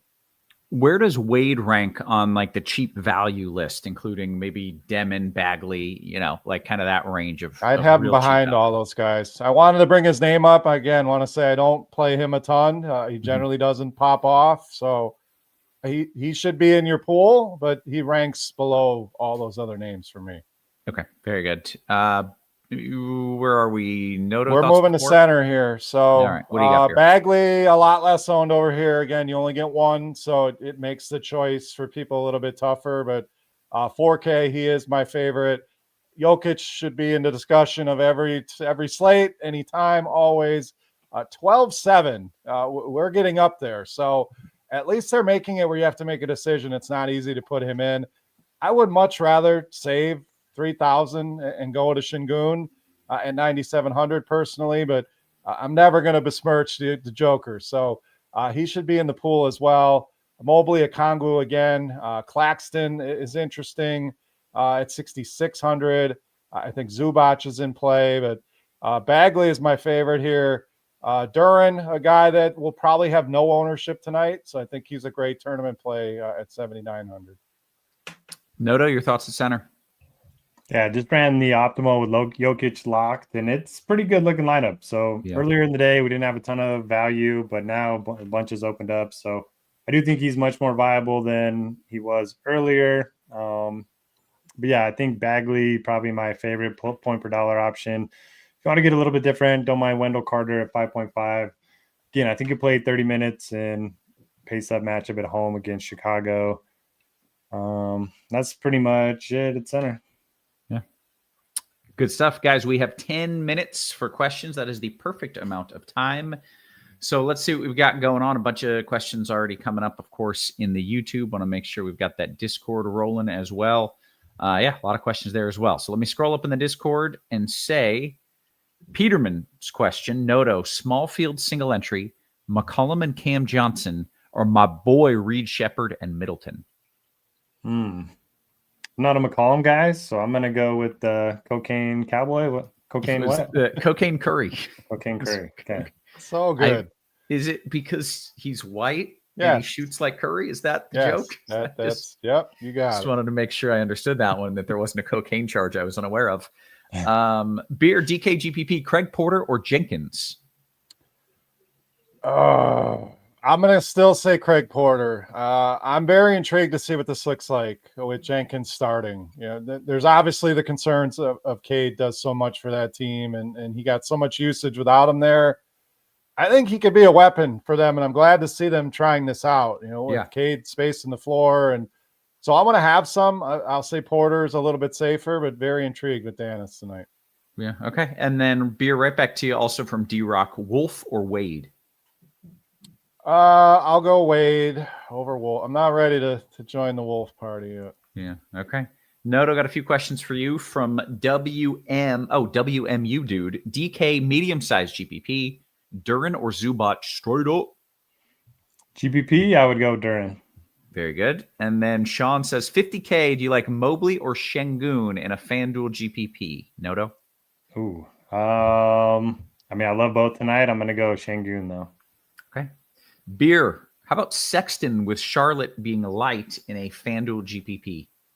Yeah, I think some of these Charlotte guys become a lot more interesting. I would keep an eye on the ownership. Sometimes the late news doesn't get caught on, and sometimes people are on top of it. So, but he certainly gets a big boost without Miller. Okay. A little bit of DK GPP. Beer, right back to you. Miles Bridges and Franz Wagner, or Jenkins and Jalen Johnson. I think you like the latter part of that. I'm still going to go with the first set. Okay, you let me I down. like Jenkins. I'm worried that this is just he's starting and we don't quite get as much as we want. So Yeah. I will still be using him. I'm going to try to temper expectations. Okay. Projections team has him at 26 minutes. So It's about, a little higher than I thought. So yeah, same. he's interesting for sure, but just know it's high risk, high reward. Yeah. I'll go to another D-Rock question, Noto, and then we're jumping into the YouTube. Denim or TJM? McConnell. Okay. I like both. Nice. If you're watching on the YouTube, make sure you hit the thumbs up. But keep in mind, it is a free show. We're doing it for you, but we need the eyeballs. Your thumbs up helps get us those eyeballs. Lippy says, Noto, can I pay up for Cade and the Joker today? Ooh. Yeah, see, I think the optimal had Wagner and Jokic, so I think it could still work with Cade. Yeah, all right. Beer, got a couple for you. Is this a real person? Noah Penda? Question mark? That's it. There's no context. No? All right. We'll just... Did Beer freeze? Is that why he's looking at me so sternly? Oh, there he goes. You said a name. You said a name of a guy that's going to play 3 minutes. So no. Okay. All right. But yes, he's real. You're not getting trolled. He is a real person. All right. Yes, Orlando. Let's see. Your top 3 value plays today, Beer. Really like Bagley. Really like TJ McConnell. And who would be my third value play? Those two stand out. Demon probably is in that group as well. And Demon or Porter. So okay. Bagley and McConnell for sure. Okay. Noto, we still have 5 whole minutes until lock. What are your thoughts on Khalil Ware on DK? Not a guy that I was looking to tonight. 6.2K. We only have him projected for 24 minutes. I know he's had some big games recently. But yeah, not a guy I'm really looking to. Miami's just so healthy right now. It's tough to play anybody. Yeah. All right. We'll go to Mike Smokes. Mike Smokes 420, which is a whole nother level to it. Noto, Şengün and MPJ or Jalen Johnson and Desmond Bane? Yes. All of them are great. I'll lean towards number 1, though. Okay. Cash on FanDuel, Beer. You want Suggs or Dyson Daniels? Cash, I'll go Suggs. Tournaments. Dyson Daniels has been, I posted a bet on him today. Rebounds and assists. He's just been destroying the number. So he'd be my pick in tournaments. I don't like that ownership on Suggs in tournaments. Okay. Beer, your thoughts on Tyler Hero? Fine. Doesn't jump off the page. Not going to say you can't play him tonight. We know the upside is there. I just think there's a lot better plays, cheaper or a little bit more expensive. So he's fine. Yeah. All right. Noto, coming to you. Last spot in the util of a DK GPP. Chris Dunn or Goga Batadze? Can we do better than? Is that the best we can do? This is digging deep here. Man. I mean, I would go with Dunn, but I'm probably not looking at either of them. Go Craig Porter instead. Okay. There you have it.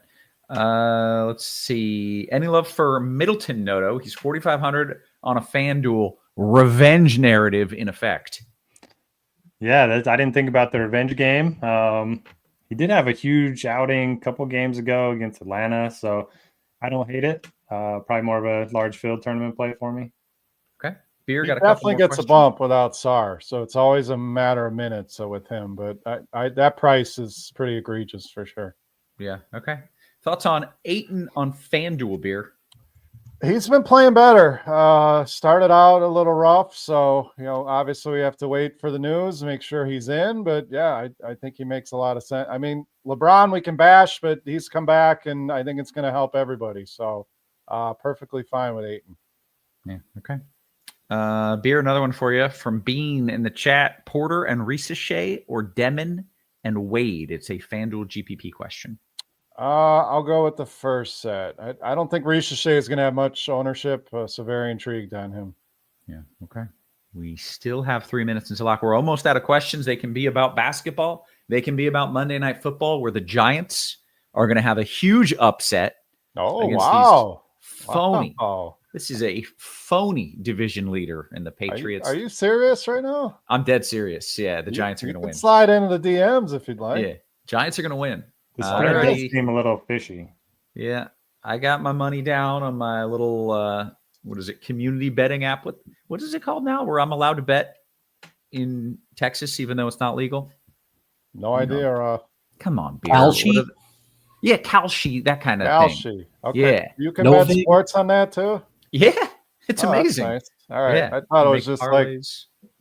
politics and things like that. But Let's see. Boney says, "Hey Roth, now that you're back, I wanted to thank you and the crew for your insights and for always answering my crunch time questions. I turned a single $60 bullet into over 13K Oh, on hell yeah. FanDuel 2 Fridays ago. Awesome. Let's go. that's what we love Let's to go. hear. So congrats. Yeah.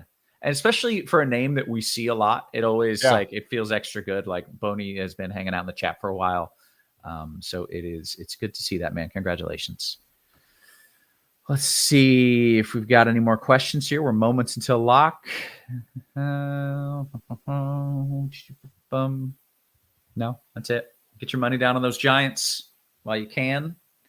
And I'm not talking, with the spread. I'm talking straight up. Hey, straight money line. Tell Who your needs- bookie to who keep needs the points. That's right. Giants alt lines minus for 13.5. Let's go. Yeah, well, they're getting a little crazy. Let's see. Any weather delays or things to consider for this NBA slate? Good question. It's unlikely. We're going to clear on out of here. We have One more basically- question. Let's try to get it. Not to cut Would you you- up. but oh, Middleton to Sumo. Or just Sanmu. Thank you.